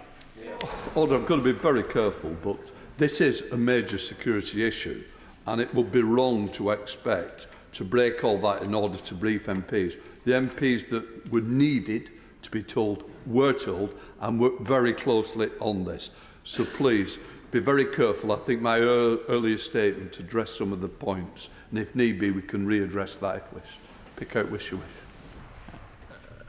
Thank you, Mr. Speaker. On the first overall point that the Right Honourable lady raised, we take an evidence-based approach to action. I think it's right that before ministers take action, we don't do so on a hunch or an intuition. We do so on the basis of detailed analysis provided to us by the agencies and by others, and that's precisely the approach that we took in relation to Hikvision and indeed other companies Chinese-based companies that are subject to China's national security laws. In respect of when I learnt or when others learnt, as Mr. Speaker said on a number of points in respect of it, you wouldn't expect me to give the House a running commentary on intelligence briefings that I received, but you and say the House would expect me to be briefed on all relevant matters. I would make a broader point, though, just in conclusion, in relation to parliamentary security. It is the case that we do have the Parliamentary Security Directorate, and the Parliamentary Security Directorate works very closely, particularly with the agencies, to support members of Parliament, either in terms of general advice, or if members of Parliament have specific concerns, they can raise that with the Parliamentary Security Directorate. I think that's the correct approach that respects the division between Parliament and Government and the independence of the House. Elizabeth Truss. Mr. Speaker, these are extremely worrying reports about the level of infiltration of Chinese-supported forces into our democracy. Does my right honourable friend agree that what we need to do is to recognise that China is the largest threat, both to the world and to the United Kingdom, for freedom and democracy? And does he not agree that the government should designate it as such? Deputy Prime Minister. Well, may I begin by paying tribute to my right honourable friend for all the work that she did in this space, particularly when she was Foreign Secretary. She is absolutely right that China represents a systemic challenge to our interests and values. And it is also the case, for example, in respect of our economic security. It is the #1 state-based threat to our economic security. And what I would say to my right honourable friend is that the government is absolutely clear-eyed about the threats that this nation faces and robust in taking action. Indeed, that's why I personally took the decisions in respect of banning Huawei from our 5G networks, in respect of Chinese CCTV technology, and indeed in relation to TikTok. And we will continue to take whatever steps are necessary, based on appropriate advice, to provide that protection for our nation and our democratic institutions. Cavan Jones. Thank you, Speaker. A key part of democracy is the ability to scrutinise the executive. The chair of the Select Committee at ISC has already said that Number 10's response to our China report was to poo-poo it and say that it was out of date. I understand the response was due today and it's now been put off. He mentions the Defending Democracy Task Force. We've asked for an update on that and met with radio silence. The Prime Minister has on his desk our report on international partnership. He's had it on his desk for 10 months nearly now. He usually has 10 days in which to respond. When will we get that signed off? And can I just say to the Deputy Prime Minister, if he's talking about security and democracy and which he, in the terms he has, that's also got to include proper scrutiny, which this government has got a long list of examples of how it's trying to avoid it. Deputy Prime Minister. Well, proper scrutiny is provided by the Intelligence and Security Committee. I certainly take the reports produced by the Intelligence and Security Committee very seriously. I'm fully aware of the membership of the committee, just to reassure honourable members opposite. And it is precisely because we take the recommendations so seriously that the committee will receive a comprehensive response addressing all these points, including an update on the Defending Democracy Task Force. Sir Ian Duncan-Smith. Mr. Speaker, can I ask my right honourable friend, it's of course appalling news that we have a potential cell operating in and around Westminster, an espionage cell, and I, as a sanctioned individual alongside many of my colleagues, are particularly perturbed about this particular news. But that notwithstanding, I don't suppose it should come as perhaps any surprise, as my honourable friend's committee, the Security Committee, warned that the government was ill-prepared for this and the security measures that were necessary were not available. I therefore ask my right honourable friend a very specific question. This is, when did the Foreign Secretary get told about this investigation? Was it before he went to Beijing? And if he went to Beijing with this knowledge, did he raise it with his counterpart in Beijing? Because it's very important to know whether we have actually already said it. It's no good, by the way, coming to the dispatch box with respect and telling us that we don't talk about this. The Prime Minister did, and the investigation is not complete yesterday. So I want to know what the Foreign Secretary did. And can I just say to my right honourable friend, very importantly, that the problem lies in the mess we've got into over what we define China as with respect to us. Are they a threat? Or are they not? If they are a threat, why do we not call them a threat and take the relative action that is necessary to deal with them on that basis and sanction some people? Prime Minister. Well, my right honourable friend, who is a former Cabinet Minister and current Privy Councillor, knows full well that the government does not provide running commentary on updates and intelligence received by ministers. What I can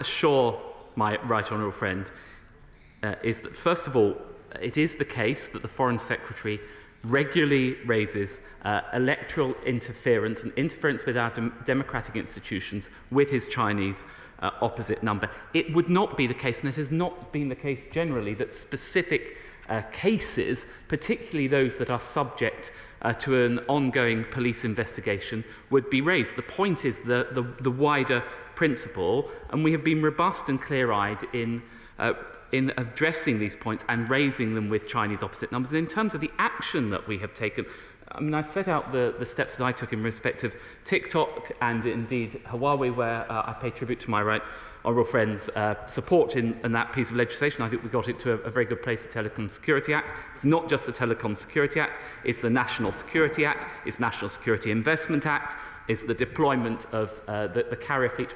All of those things have happened within the past a short number of years. They are evidence of the seriousness with which the government takes this threat. Dame Diana Johnson. Thank you, Mr. Speaker. The Deputy Prime Minister just said that he holds the Intelligence and Security Committee in very high regard. And I just wondered on that basis whether he's able to commit today to the recommendation that they made in their recent report on China, which was around updating the Advisory Council on Business Applications, their guidelines in relation to intelligence and security, particularly referencing China, and how we will ensure that they are enforced. Well, as I said in answer to a previous question, the full response to the ISC will be coming shortly. I do think that an important point has been raised in respect of ACOBA, for which I have overall ministerial responsibility in the Cabinet Office, and it's something that I will take away and something that I will discuss with the chair of that committee, Sir Eric Pickles, formerly of this House. Dominic Raab. Thank you, Mr. Speaker. Can I thank the Deputy Prime Minister for his statement and support the action the government is taking? Just on this issue of transparency and accountability, can I ask my right honourable friend whether the data regarding the volume of both prosecutions and convictions under existing legislation, but also the new National Security Act 2023, will that be collated and made available to the House so we can track the scale of hostile state action? And can I also ask if the government has decided on any necessary changes to the MOU with the ISC, as it's required to at least consider under Section 93 of the 23 Act? Deputy Prime Minister. Well, may I begin? I don't think I've had a chance from the dispatch box to pay a genuine, heartfelt tribute to my immediate predecessor as Deputy Prime Minister. Having done the job for a few months, I have a particular appreciation of all the work that he did when he was in that post.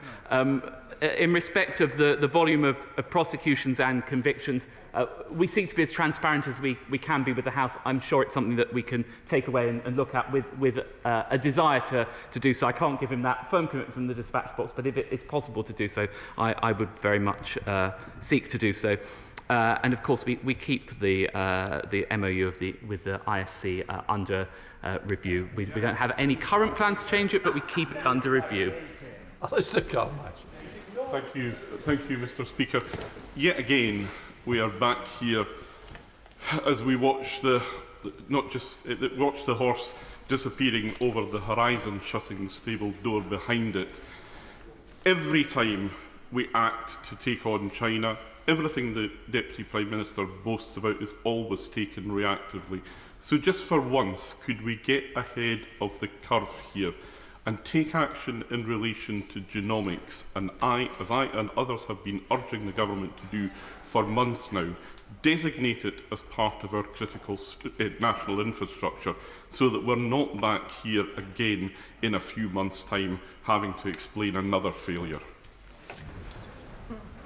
Well, I would just gently say to the Right Honourable Gentleman opposite, he did serve in government and in cabinet for 5 years, from 2010 to 2015. So I think members of that party do need to bear some responsibility themselves for the decisions. I think that they would have some pride in the decisions that we took. But more recently, under this majority Conservative government, we have taken a huge range of steps, including passing the National Security Act, the National Security and Investment Act. He does raise a very legitimate point in relation to genomics and its relevance to critical national infrastructure. It's not currently designated as such, but in my role in the Cabinet Office, I keep the register of critical national infrastructure under review, and it's something that I am exploring. Tim Wall. Thank you, Mr. Speaker. Can I thank you personally for the care and support which you've shown to those of us who have been sanctioned by China? We are in the front line of this threat, but I have to say, neither before or after these revelations have any of us been offered a briefing by the parliamentary security authorities or by the Foreign Office or Home Office. In fact, I found out more about this character involved from my son, who just happened to be at university with him, than anything I've been told formally. I don't want to mention the current incident, but I do want to note that it's now a year on from when MI5 took the unprecedented almost step of issuing a security service interference alert about a character working within Parliament, for which there were no consequences. It's about a year or so on from the revelations about the activities of the Chinese Consulate General in Manchester, who thought it was his job to attack demonstrators, for which there were no expulsions, no consequences. It's months on from the recent revelations about the activities of the Confucius Institutes, which the government pledged to abolish. There have been no consequences, no abolition.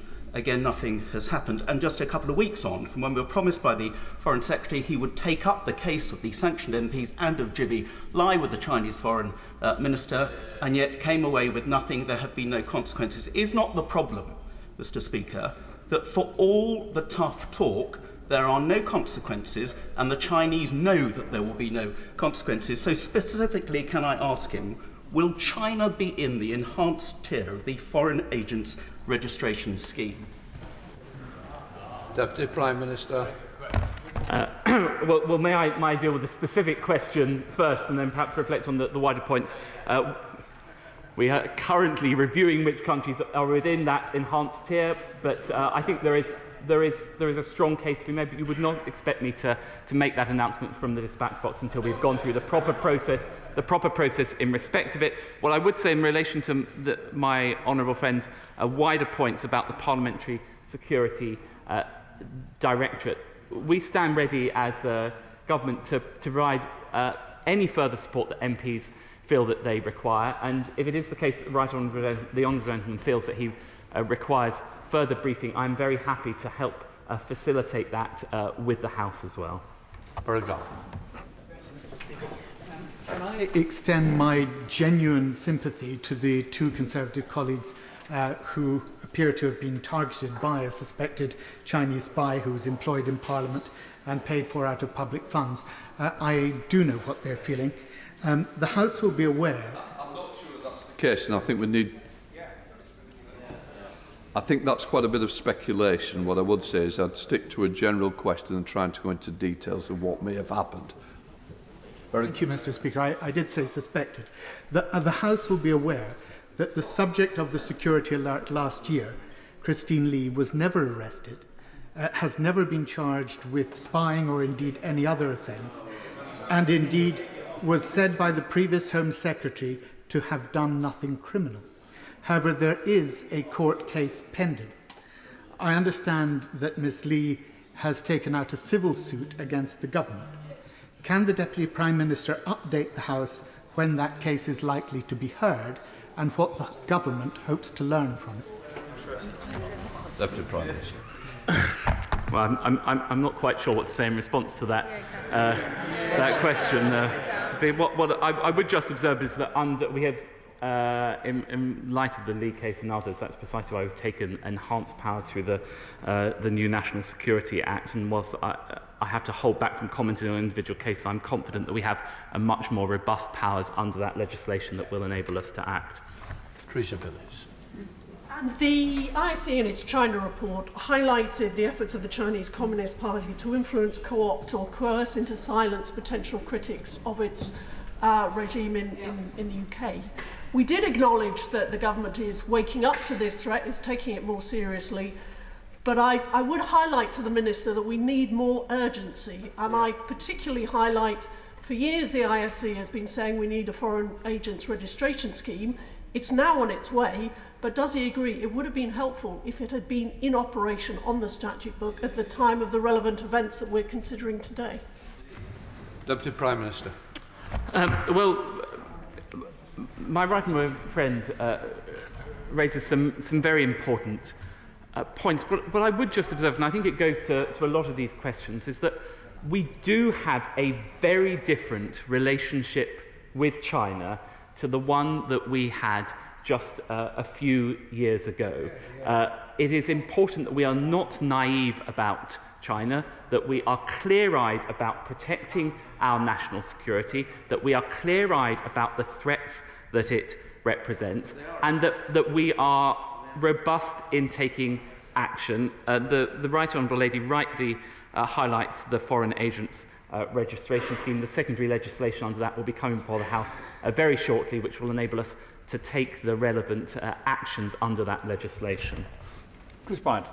Thank you, Mr. Deputy Speaker. Actually, the people who've been really clear-sighted about China have mostly been on the backbenches in this House, on either side, including the honourable member over there, some who've been sanctioned, and I've been delighted to work with two successive chairs of the Foreign Affairs Committee, to whom I pay enormous tribute for the outspoken way in which they have pushed us towards the government towards a more sensible policy on China. My anxiety is we still flip-flop all over the place. This year already, we've seen foreign secretaries several foreign secretaries apart from anything else, but foreign secretaries one moment wanting to suck up to China, the next minute wanting to have robust words with China. It simply doesn't work. Why, oh why, have we still not declared that China is a threat to UK national security? Why, oh why, have we still not even seen the redacted version of the China strategy, which apparently was developed by, according to the government, was developed by the FCDO, but hasn't even been shared with other government ministries? Well, as the Honourable knows, I have great respect for him, but I simply do not accept this slightly over-the-top characterisation of the government's approach. We have been consistent. First of all, we must protect our national interests in relation to China. That is why we've passed the legislation that I outlined. That is why I banned Huawei from our 5G networks, banned Chinese technology from surveillance equipment and others. It is also important that we secondarily align with our allies around the world. I spend a lot of time, and I know the Foreign Secretary, the Security Minister and others work very closely with nations around the world, particularly the Five Eyes, but not confined to the Five Eyes, in making sure that we share our understanding of Chinese intent and understand and we take coordinated action to protect us, not least through the military. But it is also the case that we must engage with the Chinese, as we do with many, many other countries around the world with whom we do not share a number of their values. It is not a realistic position to take to say that we should entirely cut off from engagement with China. We should engage with China, but be absolutely clear about where we disagree with them and clear-eyed in protecting our national security, which is precisely the approach that we are taking. Bob Seeley. Thank you very much indeed, Mr. Speaker. I think, like the honourable member from Chingford and Woodford Green, I think we can't wait to be able to discuss the merits of this case, obviously, when we can, and I understand the situation now. I just want to raise a couple of issues with the Deputy Prime Minister. I don't understand why the government, which is moving and has done lots of new things and we're getting more coherence, keeps thinking that we either bury our head in the sand or we effectively sort of go soft on elements of the relationship with China. We can debate with China, we can engage with China all we like, but we can also do so in an increasingly robust way which answers the threat that they are presenting towards us. And specifically, the one thing that the government keeps avoiding is the argument about economic dependency and the growing economic dependency that all Western nations have on China, and which will mean that in case of war in the Pacific in 2 or 5 years' time, which is what President Xi is planning for, this is what he said, we're retaking Taiwan by 2027, we will not be in a position to do anything about it without collapsing the global economy. So effectively, in the next few years, our hands are being tied by economic dependency, and every time I raise this case, the government is not even willing to produce an annual statement on economic dependency. Can we please take this issue more seriously? Because this is at the heart of security. No freedom of action means we have no security. Prime Minister. Thank you, Mr. Deputy Speaker.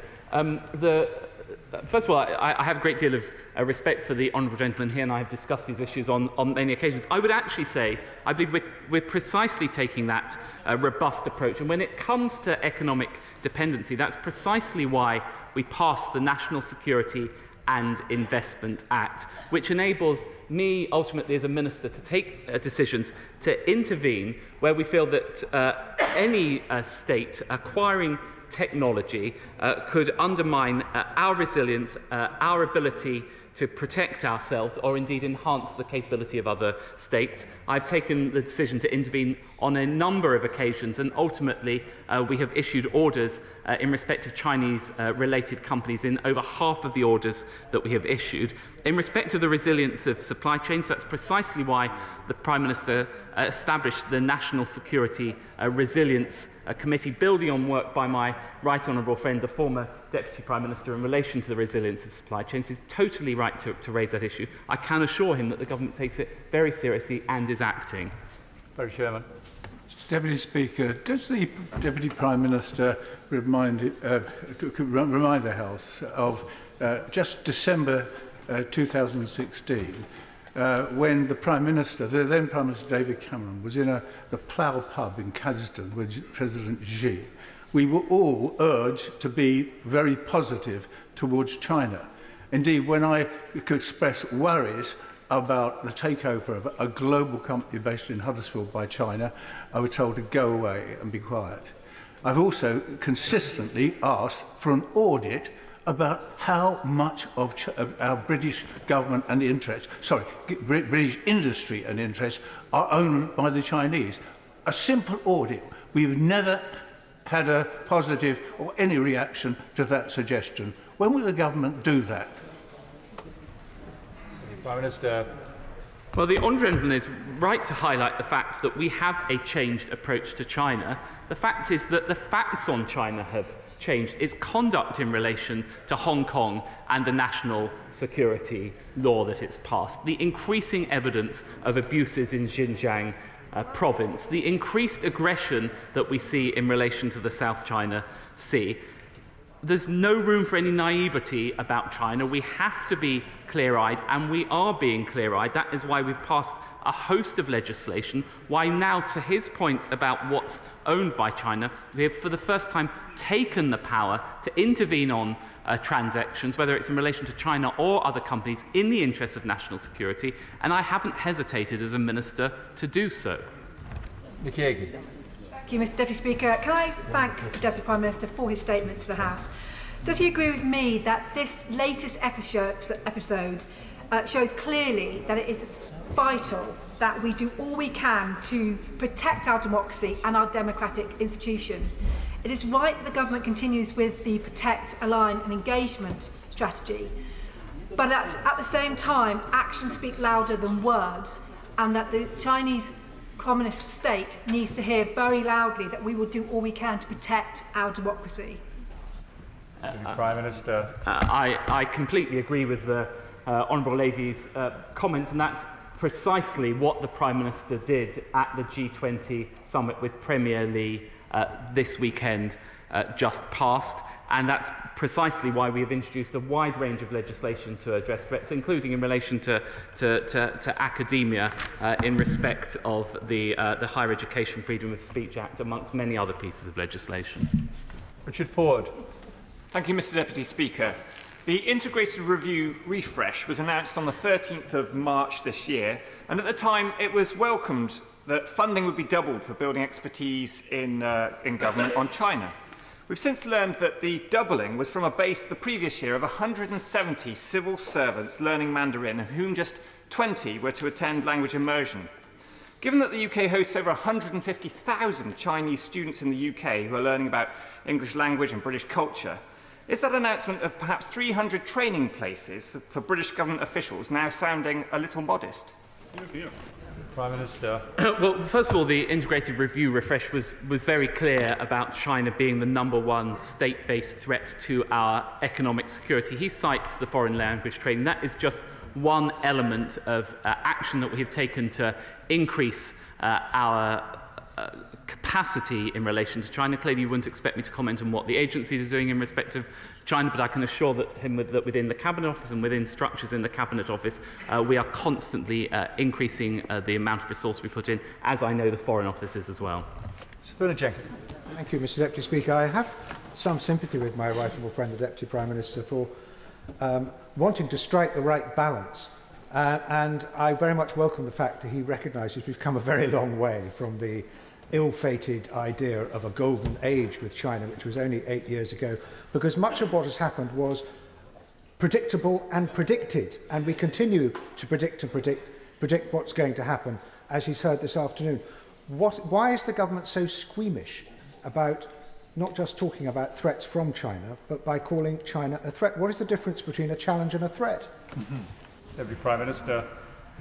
Well, I'm grateful to my honourable friend for recognising the evolution and the strengthening of our approach in respect of China. I won't add to what I said previous to that. What I would say is that we continue to enhance our capability in relation to China. I've outlined a number of measures that we take, and we continue to keep all of these things under review. I want to reassure my honourable friend, and indeed other members on both sides of the House, we are absolutely clear about the threat that China represents, but at the same time it is right that we engage with China, and that is the approach that we are taking, alongside working very closely with our allies. I think that is a sensible and balanced approach to China, which in no way whatsoever underestimates the scale of the challenge in respect of China as set out in numerous documents.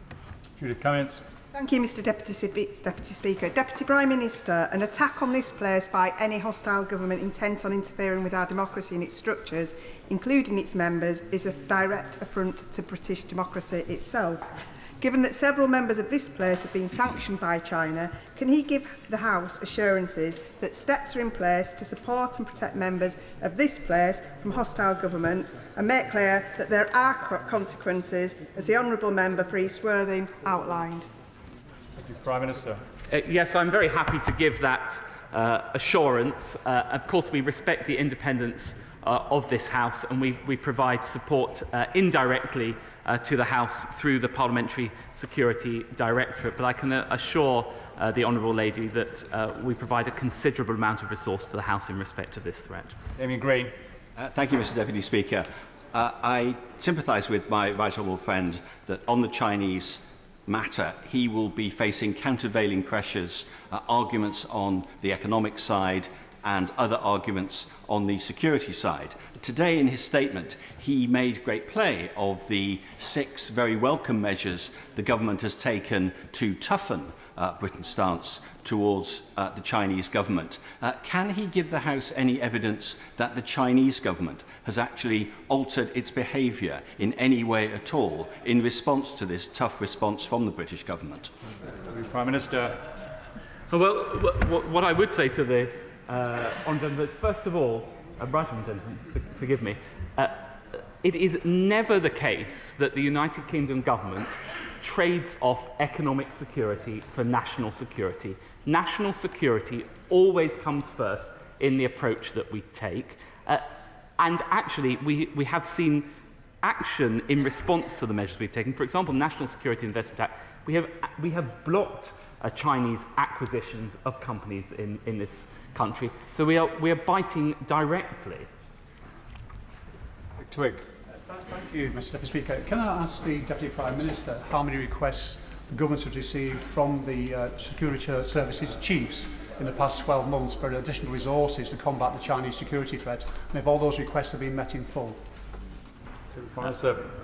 Well, you wouldn't, the honourable wouldn't expect me to comment specifically on the agencies, but I can give them a general assurance that we have provided them with the necessary resources that they need to combat all the threats that this nation faces. James Sunderland.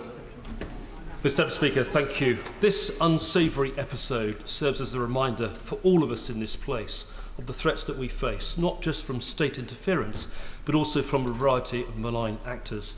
Can I please ask Deputy Prime Minister whether we are doing enough to think about our physical security, surveillance and counter-surveillance, malware and IT on our phones and other Trojan viruses, and also governance of MP security?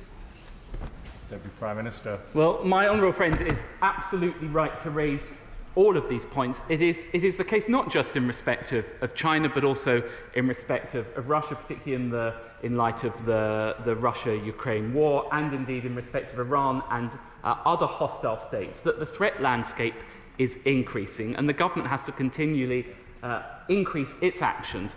What I would say is that by the creation of the National Cyber Security Centre, working with GCHQ, we're able to constantly increase our action in respect of cyber threats, malware and others that he highlighted, and in respect of physical security, we have a mirror in the National Protective Security Agency working with MI5. Those in turn also work with the Parliamentary Security Directorate, which deals directly with threats to members of Parliament and is supported by the agencies and others. Mary Rimmer. Yeah. The Chinese Communist Party has shown once again it will stop at nothing to get its way. And the Deputy Prime Minister has said today that you do realise that there are serious issues and it's a systemic challenge. But they will not come out with the statement of it being a serious threat and being treated such. It is infiltrating our academia, and a lot feel very uneasy right across these benches. Actions speak louder than words, but you need to back up words with actions, strong actions, and give us the impression that that government is not being dragged by the heels all the time. We're constantly having to raise things, and the feeling there is no confidence around that we are taking them absolutely as a serious threat, and that is what they are. And we're playing cricket while they've got the machetes out. Please, please take some urgent action. Prime Minister. Well, we have been totally clear-eyed about the threats represented by China, and we have been robust in the action that we have taken. Indeed, the Honourable Lady talks about higher education. We have passed legislation in respect of higher education, in respect of the Higher Education Freedom of Speech Act. That, in turn, requires greater transparency about sources of funding for higher education institutions, including from states overseas and hostile states. We are taking exactly the kind of action that she requests. Woman. Thank you, Mr. Deputy Speaker. I saw firsthand at what was then DCMS, the now Deputy Prime Minister, oversee an increasingly robust attitude to China in terms of economic security and in terms of telecom security in particular. And to some extent, I wonder if that is why we see this growth in unwelcome attention from China. I wonder if, however, he can reassure the House that we will continue to take that increasingly robust approach, particularly when it comes to emergent technologies such as AI and such as some of the other increasingly high-tech areas where Britain excels in the world and where we will continue to attract even more interest from unfriendly states. Well, my honourable friend has a great deal of experience from his time as a minister, and we work together on these issues. Telecom security is precisely an example of that. First of all, we put national security before economic security on a purely economic security, a purely economic interest basis. We should not have removed Huawei's equipment from our networks. We put national security first, and I was very transparent with the House about that. We also took the powers through the Telecom Security Act, the legislation required to provide that protection of our national security. So it's yet more evidence of how the government is taking a more robust approach and is increasing the amount of activity it takes with every passing month and year. Andrew Bridgen. Thank you, Mr. Speaker, and I thank the Deputy Prime Minister for his statement, and sensitive to the restrictions of both the questions and the answers. But the facts we know that are in the public domain is that 2 individuals have been arrested on suspicion of working for a hostile power. They were parliamentary pass holders. Their passes will have been sponsored by individuals probably in this chamber. They passed the vetting for having a security parliamentary pass. Does the Deputy Prime Minister agree with me that in due course an important question that will have to be answered, not today, is going to be, were they recruited by the hostile power before or after they became pass holders? Be careful what detail we do go into, and I know you're well aware of that, Deputy Prime Minister. Yes, well, the honourable gentleman made a number of suppositions in his questions which are subject to an ongoing police investigation. When that investigation has concluded, and indeed if the Crown Prosecution Service decides to take any action under the Official Secret Act, there will be a time for this House to debate the lessons from that, and the Government will, of course, help to facilitate with you, Mr. Speaker, the time for that to happen. Come back, Tom. In the statement, the Deputy Prime Minister very helpfully refers to, and I quote, the erasure of dissenting voices and the stifling of the opposition under their new national security law in Hong Kong.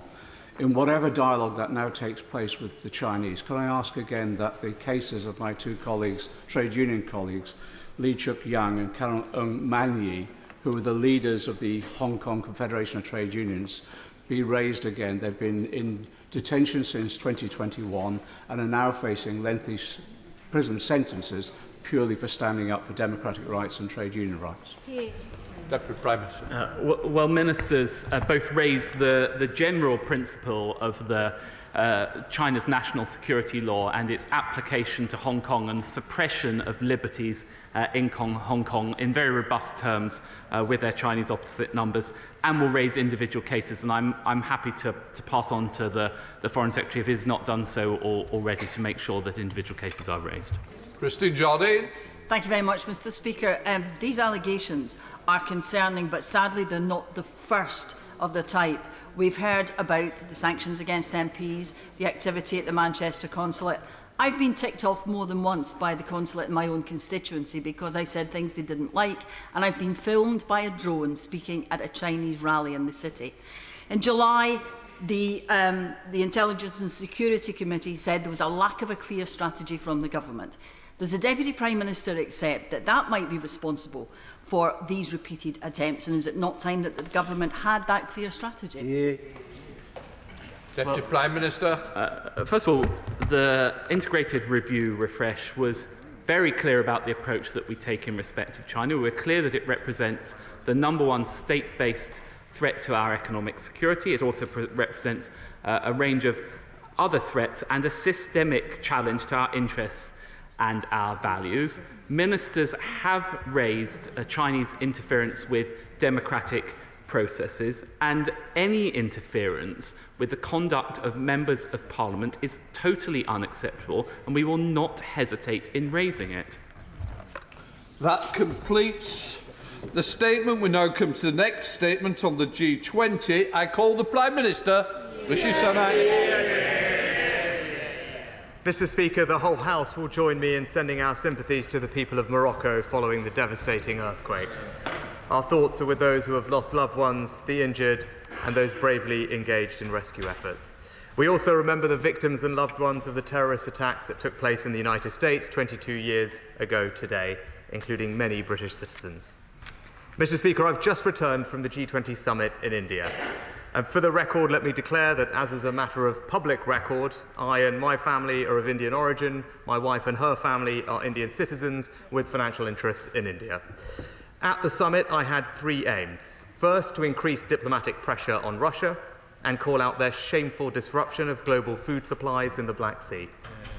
Second, to show the world that democracies like the United Kingdom, not authoritarian regimes, are leading the fight on global challenges like development and climate change. And third, to strengthen ties and forge new partnerships to deliver jobs, growth and security for the British people. Mr. Speaker, the world faces a moment of danger, volatility and increasingly rapid change. But even as most G20 leaders came together in Delhi in a spirit of cooperation, one did not. For 2 years now, Putin has lacked the courage to face his G20 peers.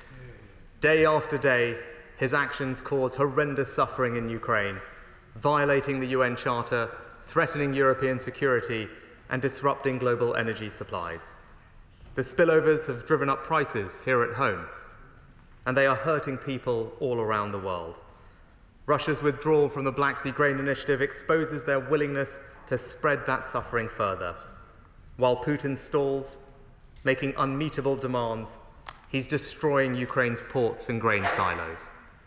In just 1 month, Russia has destroyed over 270,000 tons of grain, enough to feed 1 million people for a year.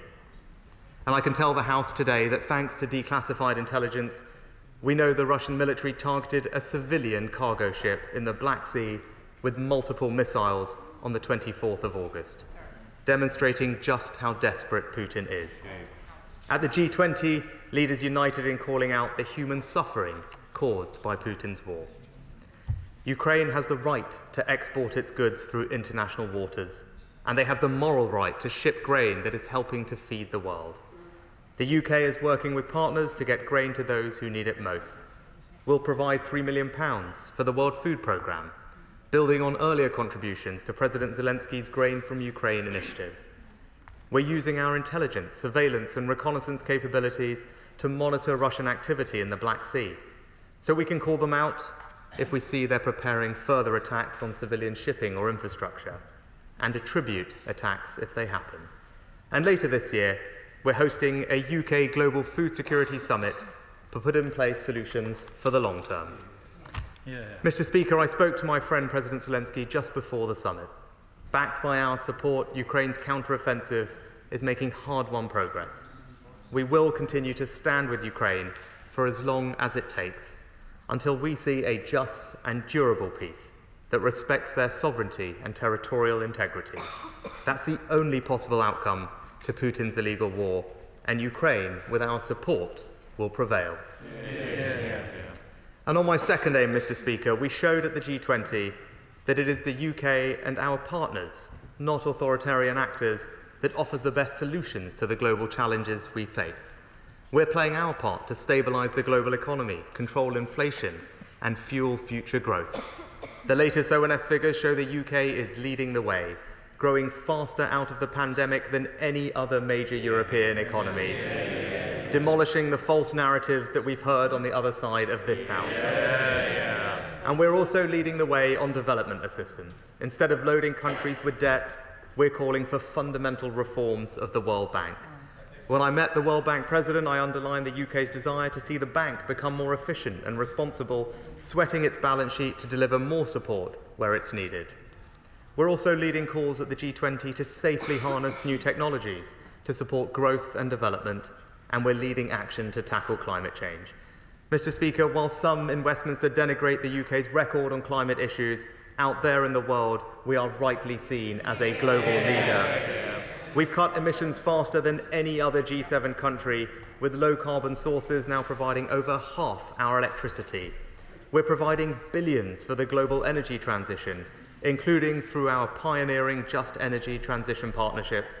And at the G20, I made a record commitment of over £1.6 billion for the Green Climate Fund, the single biggest international climate pledge the UK has ever made. Finally, Mr. Speaker, my most important aim in Delhi was to deliver on the priorities of the British people.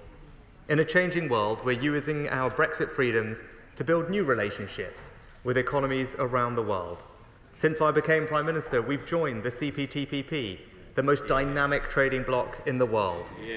We've launched new partnerships with Canada, Australia, Japan and the US, covering trade and economic security.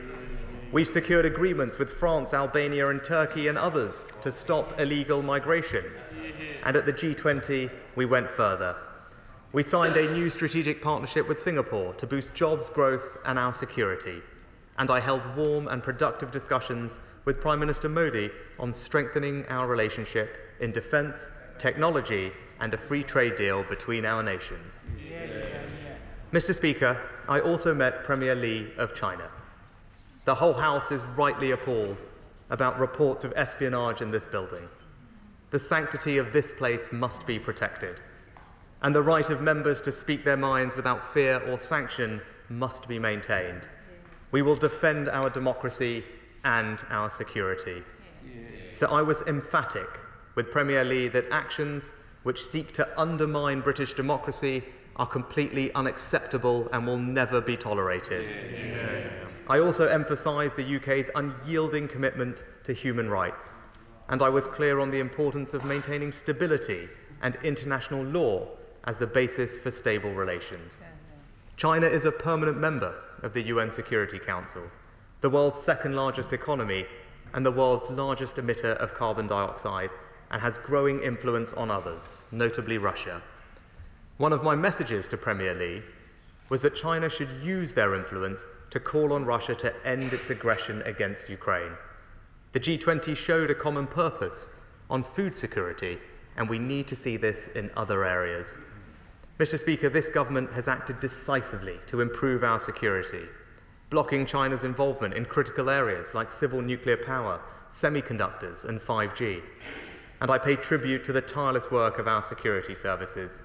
We will shortly set out our response to the Intelligence and Security Committee's report on China.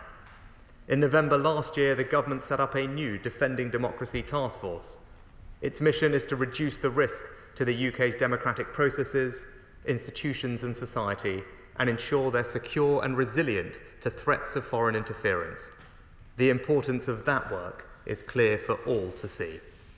And crucially, in taking this approach, we are aligned with each and every single one of our Five Eyes allies and our G7 partners. Because by speaking frankly and directly, we will ensure our messages are heard clearly and that our interests and values are protected and promoted. In conclusion, Mr. Speaker, at a time of rapid change, we are bringing British values and British leadership to bear on the biggest global challenges.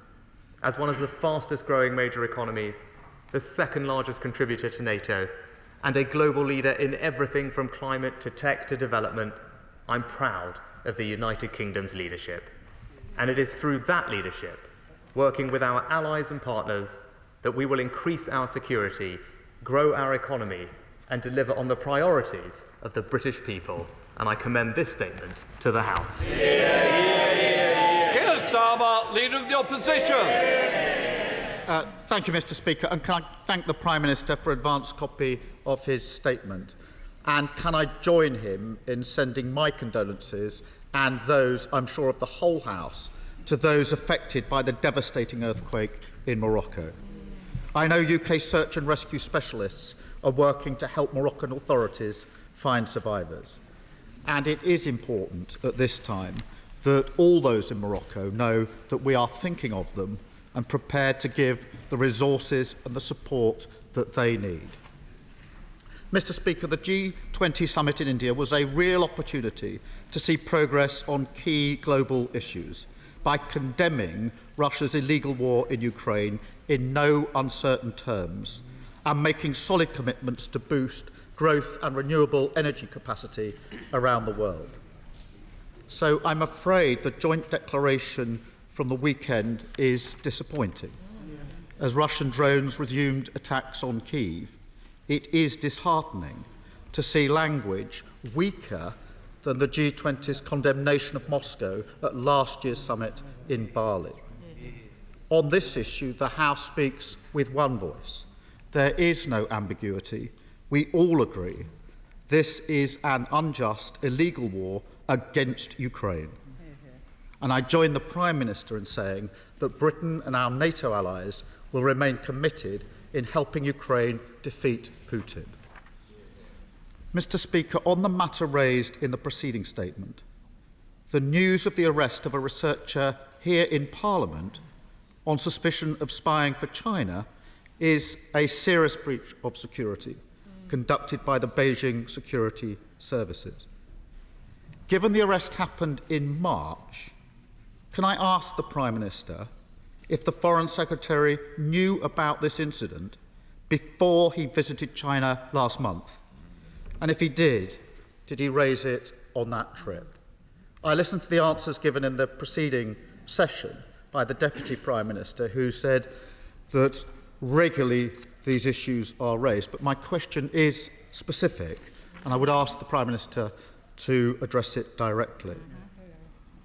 And if, as it seems, the government is not considering designating China as a threat to national security, can he give further details on how they will tackle the infiltration of Chinese security services on key British institutions? Incidents like this show the constant threats that we face, and the G20 shows how far we have to go. There was some important progress at the G20 this weekend. A new partnership for global infrastructure and investment was announced between the US, the EU, India and Gulf states. A partnership to counterbalance China's Belt and Road Initiative, boost economic development, secure supply chains and connect the US, EU and trusted partners in Asia. A much welcome initiative, you might think. So when I looked at the signatories of this new partnership, I was surprised. Something was missing. Where was Britain? Can the Prime Minister explain why the UK has not signed this agreement? This seems remarkable. A new agreement has been reached between major trade blocs to deliver economic security, and Britain is not involved. That's right. I think the Prime Minister owes the House an explanation. Have we been left out or just decided not to sign? Because the race towards the future has begun. Major nations are investing in new technology, hoping to establish themselves as leaders and major global centres for green technology. The US has introduced the Inflation Reduction Act. The EU, in return, is relaxing rules to allow greater green subsidy. Where is Britain? Where is the plan? I'd also like to ask the Prime Minister about the trade deal between India and the UK. They promised this in their manifesto. Then they said it would be done by Diwali last year. Now the Prime Minister says the deal is not even guaranteed. What's going on? Mr. Speaker, it really sums up their global economic approach. No strategy and no direction. We can't be slow off the mark. The race has started. They once promised a new era of post-Brexit global trade. But instead of more investment and more trade, they've erected unnecessary barriers and made Britain a more difficult country to do business in. We can't be left on the sidelines. Britain needs a seat at the table. We have the expertise, the creativity and the ingenuity. But this government is too distracted, too complacent and has no plan to seize the opportunities of the future. Thank you, Mr. Speaker. Prime Minister. Well, Mr. Speaker, let me just rattle through the honourable gentleman's questions. With regard to the matter that was covered in the preceding statement, I'm sure he'll appreciate that as there is an ongoing investigation, as you've also said, Mr. Speaker, as I'm limited in what I can say specifically, but I've been emphatically clear in our engagement with China that we will not accept any interference in our democracy and parliamentary system. This includes sanctioning of MPs and malign activity, such as the type of activity alleged to have taken place. I can absolutely confirm that the Foreign Secretary raised these issues on his recent visit, and I also reinforce this in my meeting at the G20. The honourable gentleman then went on to raise the announcement about the Partnership for Global Infrastructure Investment. What he failed to mention in his criticism was that that initiative, the PGII, was something that the UK itself created under our G7 presidency. Far from being something that we are not part of, we were the ones who made sure we were there at its inception, Mr. Speaker. And, well, again, the honourable gentleman jumping as ever on the latest bandwagon that he can find. The PGII is an initiative that will contain a range of different projects, Mr. Speaker. This particular one was also not signed by Canada, by Japan, by Italy, for example. Each and every country will participate in a range of projects. So what did we do, Mr. Speaker, to make our contribution? As I said, we made the single largest pledge this country has ever made to the Green Climate Fund. Why? Because it's important that we play our part in helping countries make the transition to net zero, something that we have led on previously, and because of that commitment, we'll continue to lead on. What else did we do, Mr. Speaker? We decided to work with other countries to improve global food security, something that in particular African nations have called on us to do, have welcomed our leadership in hosting a summit later this year that will tackle the cause at root, improving crop yields and improving the resilience of food supplies globally. I could go on, Mr. Speaker, but as ever, the honourable gentleman tries to find something to score a cheap political point and completely and utterly misunderstands what this country is doing, because as ever, well, he would prefer to talk this country down and recognise the contribution we are making. And then, Mr. Speaker, I'm happy to address his comments on the trade deal. I thought this was telling, Mr. Speaker, because I had a flashback. He was asking, why don't we just sign it? Why isn't it done? I had a flashback to all those conversations when we were leaving the EU, Mr. Speaker. Because his approach back then was just sign any deal that was offered to us. And we know where that would have led, Mr. Speaker. The right thing to do for the British people is to fight hard for the things that we need, Mr. Speaker. We only need a deal that works for the British people, that delivers on our priorities, which is why it's right not to rush these things, as he would do, clearly. We don't put arbitrary deadlines on them, Mr. Speaker. I take the time to make sure that they are right for the British people. And our track record is there, Mr. Speaker. We are the first European nation to accede to the CPTP Trans-Pacific Trade Partnership. Something else he failed to mention. That is the most exciting dynamic trade bloc that exists in the world. It accounts for 50% of the world's population, the Asia-Pacific. 60% of goods trade passes through that region, and it will account for over half of global growth in the coming decades. Now that we've left the EU, we are able to join that trade bloc, and they are excited, Mr. Speaker, to have us. Very lastly, I'll just touch on his point again about Brexit. Again, he failed to point out that since we have left the single market, we've actually grown faster than France and Germany, Mr. Speaker. So I'll end where I started. As ever, when it comes to these things, he is determined to talk Britain down. We are demonstrating that Britain is leading on the global stage and delivering for the British people. Chair of the Select Committee, Alicia comes. Can I start by putting on record my thanks to you, Mr. Speaker, the Parliamentary Security Service and Intelligence Services for your personal support over the last few months. But here today, we know that across this House, a real priority for members is the safety of British nationals when they are arbitrarily detained abroad. And the Foreign Affairs Committee has recently released a report on that matter. It cannot be right that consular access is withheld on the basis of diplomatic silence being held in place. I know that my right honourable friend raised the case of Jagdish Sohal with the Indian Prime Minister at the weekend, but we are not clear on what the outcomes of those discussions were. So will the government now finally officially call for him to be released because the UN has accepted that he is arbitrarily detained? And does the Prime Minister believe that he has been unfairly treated or even tortured while he's been held? Yeah. Mr. Speaker, we are committed to seeing Mr. Jahal's case resolved as soon as possible. We continue to provide consular assistance to him and his family and have raised concerns about issues including consular access to Mr. Jahal, the judicial process and reports of mistreatment with the Indian government on multiple occasions, including myself with Prime Minister Modi just this weekend. SNP spokesperson Martin Docker to use. Thank you, Mr. Speaker. We've heard a lot of PR and spin today, and I'm sure we're going to hear a lot more. But as ever in this game, what the Prime Minister isn't saying is almost as important as what he is saying.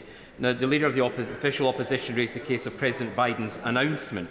Can the Prime Minister in his response then tell us what part of those projects his government is involved in, because it's worth more than any FTA agreement we could sign and will leave Brexit Britain on the global sidelines yet again if he's not fully involved. That's on top of the United States inflation-busting reduction bill tackling climate change.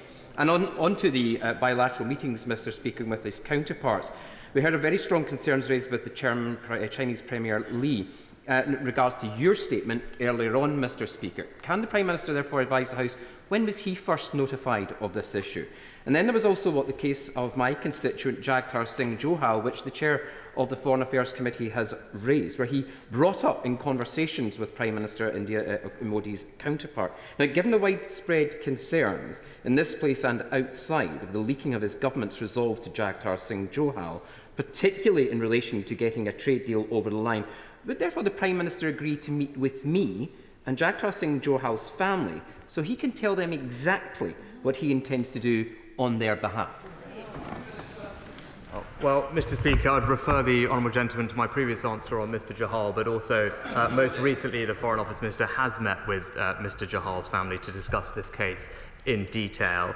Turning to the honourable gentleman's other points, for example, our other investment partnerships, the British investment partnership approach with India, for example, has invested over £2 billion to support 600 different enterprises employing about 500,000 people. And that's just to give him some sense of the scale of the alternative projects that we are involved in. And then lastly, I'll just turn to his point, which the Leader of the Opposition also raised about the US's IRA Act and other countries' approach to this. Again, neither of them seem to recognise that the approach we have taken is working for the UK, not least with the recent announcement of a £4 billion investment in the UK by Tata, Mr. Speaker. That represents the single largest investment in our auto industry, potentially ever, to build a gigafactory here, also followed by investments from Stellantis and BMW to secure future electric vehicle manufacturing in the UK, Mr. Speaker. So any which way you look at it, our auto manufacturing sector is receiving record amounts of investment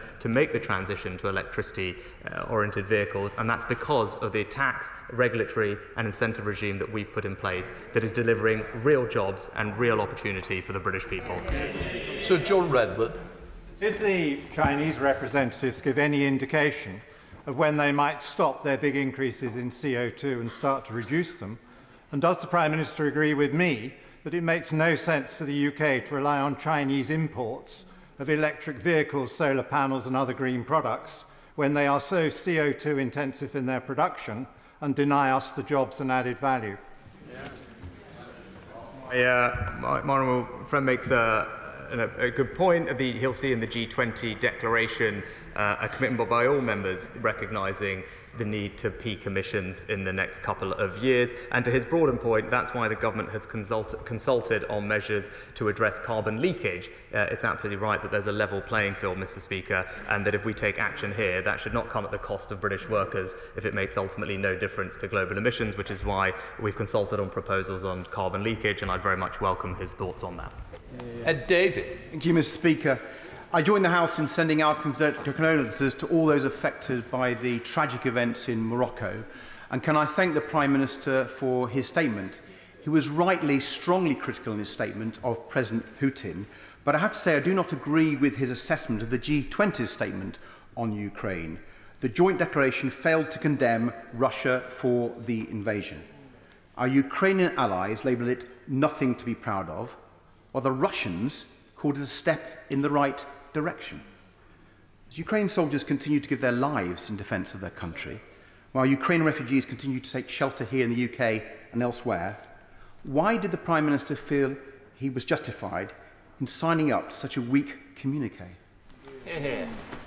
Mr. Speaker, I find it slightly strange that the right honourable gentleman is using what Russia describes the situation to be as evidence for his support. I mean, if anything we've seen over the past year, we shouldn't believe a word coming out of Russia's mouth. So a very strange approach to take, Mr. Speaker. But what I would say to him in his criticism, I'm not entirely sure who he's critical of, because every single one of our Five Eyes partners and our G7 allies that was present also signed the G20 statement. And that's because we fought hard to have a statement that we thought did, in fact, as the US themselves have said, including the President and the Treasury Secretary, contain substantially very strong language regarding Russia. I went out to that summit specifically to raise the impact of Russia's illegal war on food security and food prices. The language in the summit goes further than what we have had before, highlighting that, calling for an end to attacks on food and civilian infrastructure, and to restore the Black Sea Grain Initiative, and also agreed on the significance of securing, and I quote, a comprehensive, just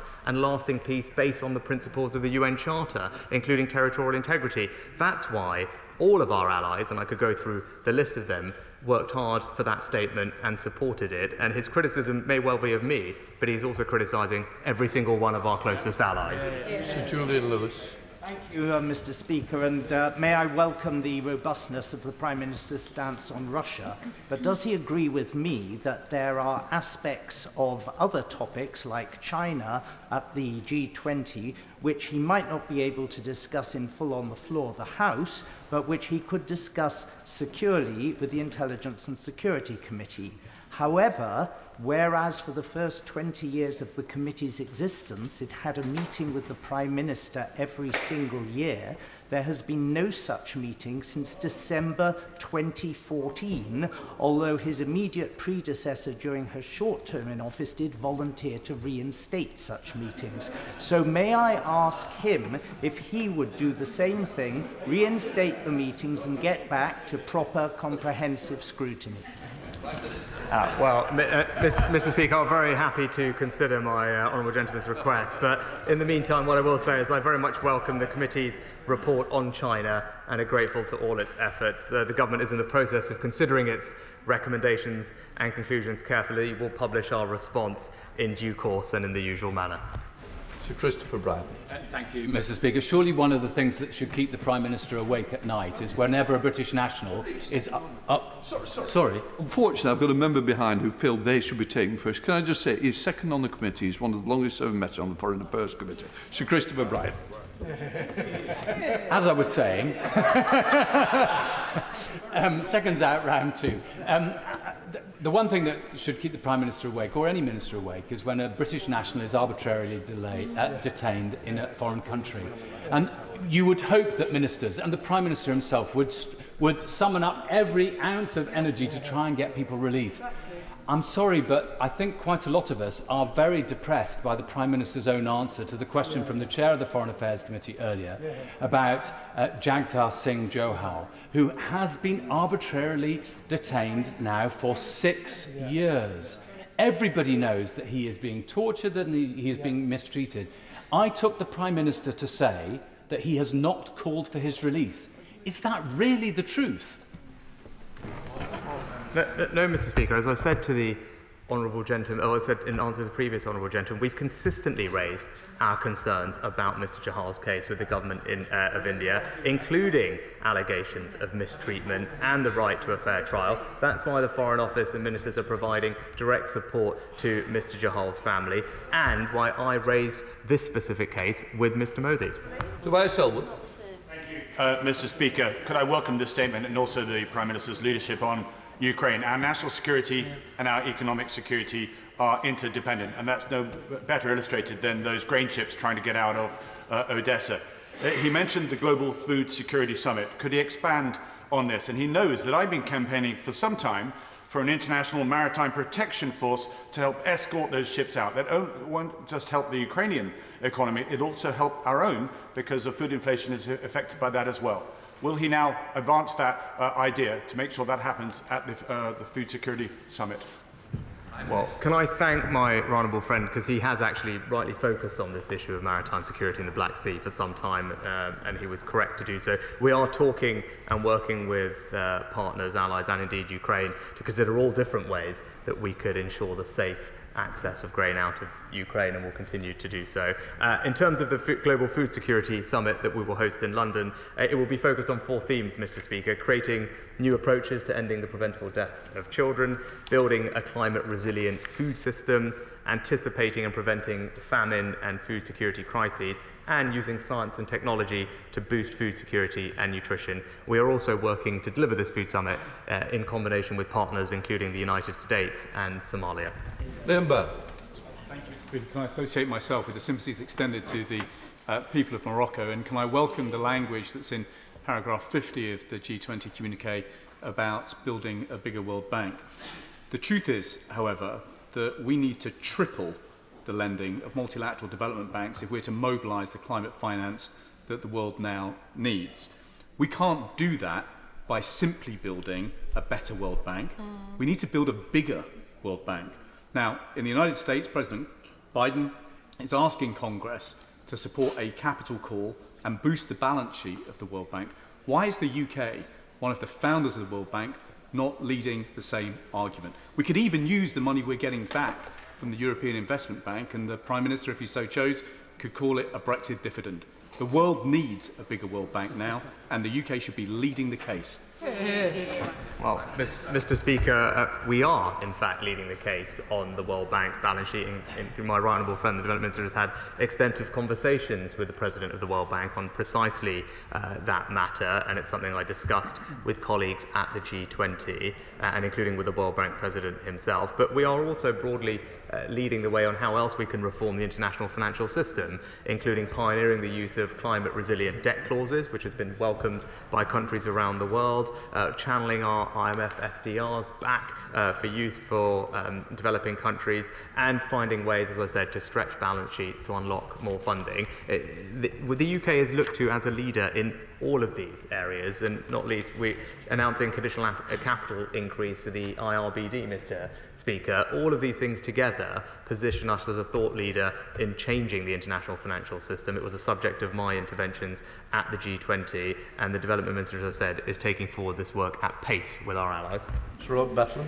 Thank you, Mr. Speaker. I welcome my right honourable friend's statement, and in particular welcome inclusion in the communique to the G20 AI principles. And I'd like to press my honourable friend as to what further work he and the United Kingdom will be doing ahead of the AI summit in November to ensure that work on the safety of AI more than outpaces work on capability, and that we can move towards a meaningful principles-based approach to the safe use of this vital new technology. Can I thank my honourable friend for the question? He's absolutely right about the need for global cooperation when it comes to AI safety, a technology that obviously doesn't respect national borders. Again, this is an area where the UK is demonstrating leadership, building on our expertise and leading position in AI research. We are having the conversation with partners about what that principles-based approach to regulation would look like to ensure consistency across jurisdictions, but also seeing what we can do to make sure that the UK is the leading place for that AI safety research, and that is the work of our AI task force, which is currently underway and proceeding well. Florence Session-Lomi.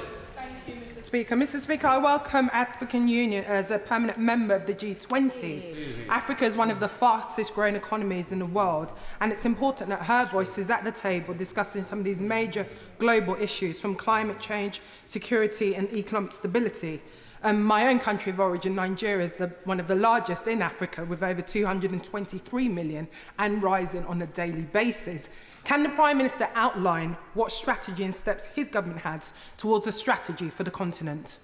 Can I thank the Honourable Lady for her excellent question, and I join her. We were delighted to agree African Union membership of the G20. And she's right to highlight the importance of Africa, increasing importance of Africa in global affairs. Over the next decade or so, Africa's population will double to 2.5 billion people, with 60% of those under the age of 25. But also, Africa contributes just 4% of global emissions, but is home to 35 of the 50 countries most at risk from climate change. So it's important we're engaged and supportive. I can tell you what we are doing is, now that we've left the European Union, are in charge of our trade policy. We've changed our tariff structure so that 98% of goods imported into the UK from Africa will enter tariff-free. We are making sure that our just energy transition partnerships help countries like South Africa with their transition, mobilising billions of dollars of support. And next year we will be hosting the Africa Investment Summit with over 20 different countries, because the UK, as measured by FDI, is the largest investor in the continent. Looking forward. Speaker, in an ever more dangerous world, having allies and partners is really important, and trust is so important to keep those allies. So can I thank my right honourable friend for the commitment he made on climate change. It was a commitment we gave in Glasgow at COP, and this shows that Britain is a country that keeps its promises. Would he like to show examples of how that money is going to be spent, how it will make our allies and partners stronger, and how that will help strengthen our own security too here in the UK? Well, can I thank my honourable friend for all her work in this area, and she's right, it's important that we do meet our commitment to £11.6 billion of international climate finance, and this particular investment will ensure that we do that. It was warmly welcomed by partner countries at the G20, and she will know that the importance of giving money through this multilateral fund rather than bilaterally is that it can be leveraged at multiple times. So every pound that we contribute will be able to be used multiple times more, attract more capital, and in that way we are helping to fund literally hundreds, if not thousands, of projects across the world, and I know that our countries that benefit from them are extremely grateful for us. Thank you, Mr. Speaker. In his private meeting with Mr. Modi, did he raise the issue whilst we're supporting Ukraine? India is buying huge amounts of oil and also trading in engineering, manufacturing and technology stocks. Did he also, in terms of trade agreement with the UK, raise the issues of human rights, of the Dalit community, of the Sikh community in Jagtar Johol particularly, and did he raise the issue of the Christian community, the abuses that are taking place, and long-standing abuse of the Kashmiri community? In order for us to have a trade agreement, we must have a fair and based on human rights and international law. Well, Mr. Speaker, supporting democracy and human rights is a core part of our engagement, not just with India, but with all countries that we engage with. And when it comes to the position or the situation in Kashmir, my view is it's not for the United Kingdom to prescribe a solution or act as a mediator in that situation. Shalish Farah. Speaker, Article 30 of the G20 Leaders' Declaration speaks of delivering quality education. Mahatma Gandhi said, and I paraphrase, that if you educate a man, you educate an individual. If you educate a woman, you educate a family. The UK is certainly doing as much as it can to ensure that those who need education across the globe receive it, especially girls and women. Could the Prime Minister give an assurance that the UK will do all it possibly can to ensure that the other members of the G20, including new member the African Union, do their bit to ensure that the girls and women in their countries and across the world are educated? Well, Mr. Speaker, it was a privilege to visit Rajgarh and pay tribute to Gandhiji's work. And my honourable friend is absolutely right to highlight the importance of equality and access to women's education. I was very pleased that Prime Minister Modi made this actually a central theme of the G20 summit, so it's something we discussed. And in this House, we should all be proud of the UK's contribution, where over the last several years we've helped educate over 8 million girls as part of our development priority to provide all girls with 12 years of high-quality education. Thank you, Mr. Speaker. I don't think anybody in this chamber takes seriously what the Russians may have to say about the G20, but we are listening to what the Ukrainians said, and in particular, their statement that there was nothing to be proud of in the joint statement that was produced. Now, the Prime Minister spoke about speaking to President Zelensky before the summit, When he next rings him, how will he explain the fact that the statement didn't even mention the word Russia? Prime Minister. I know President Zelensky was incredibly supportive of our efforts to highlight Russia's aggression for the impact it's having on food prices and food security and the damage that it's done to civilian infrastructure. He'll be grateful for the fact that we've declassified intelligence which shows the world about those attacks on civilian ships, and I know he'll be grateful for the work we're doing with them to find alternative means to export Ukrainian grain out to the world, which is not just good for the Ukrainian economy and their sustainability, but also good for millions of the world's most vulnerable people. Mr. Speaker, I welcome the statement by the Prime Minister. The Prime Minister has said the ending the war in Ukraine and holding Russia to account is a top priority. As somebody who dealt with sanctions at the Foreign Office as Minister, sanctions is a key tool for the United Kingdom to address Putin's war machine. The question I ask Prime Minister is this, specifically. There are 44 non-aligned states who are not supporting us with sanctions against Russia, which is delaying the war in Ukraine. One of them is India. India takes Russian oil, and some now say it refines it and sells products back into Europe, circumventing those sanctions. Did the Prime Minister have those conversations with Prime Minister Modi? And after those conversations, will India now change its behaviour? Mr. Speaker, our position is long-standing and consistent with all countries, which we urge to follow our lead and the lead of others in sanctioning Russia. Obviously, each country is going to approach that in its own way. Our job is to continue raising the impact of Russia's illegal war and working with allies to bring that war to an end, including through enforcing our own sanctions, working with allies. That's why I announced the Economic Deterrence Initiative earlier this year in March with £50 million of funding to make available to improve our enforcement of the UK sanctions regime, something that we're developing closely with our partners and I think will help to tighten the vice on Russia's economy. Mr. Speaker, in answer to my right honourable friend, the Prime Minister claimed praise for the inception of the Global Partnership of Infrastructure and Investment. The agreement that was signed by the US, by India, by Saudi Arabia, the Arab Emirates, by France, Germany, Italy and the European Union itself is described as a landmark agreement creating an economic corridor across Europe, the Middle East and India. So if the inception of the Global Partnership is worth claiming praise for, can he explain, because he didn't answer that question earlier on, can he explain why Britain wasn't a signatory to that Memorandum of Understanding? Mr. Speaker, as I've said previously, each country will contribute to the effort in its own way, and we are participating in many different projects together with our partner countries that help countries lessen their dependence on China. One thing we've done and led on is actually the development of the common framework to ensure that countries can get appropriate debt relief, something that they, again, are very grateful to our leadership on. China having put many countries in hock to them, we have created a framework, made sure that China is engaged with it, and that is already providing relief to 2 countries, and we're making sure that there are more in the pipeline. That's been very welcome, and again, it's just an example of our leadership in making a difference on these complicated matters. Sir Desmond Swain. In 2015, I went to Delhi to implement the coalition government's decision to end grant development aid to India. That policy hasn't changed, has it? No, well, Mr. Speaker, the policy did change and we stopped providing traditional development aid to India in 2015. Most UK funding is now in the form of business investments, which help India reduce carbon emissions, address climate change, but also deliver jobs and opportunity for British companies here at home. Catherine West. Mr. Deputy Speaker, with so much at stake, the war in Ukraine, increasingly high numbers of people suffering from famine and drought, and indeed human rights in places like Iran or the Xinjiang part of China, is now really the time for the Prime Minister to empty chair the UNGA? Good question.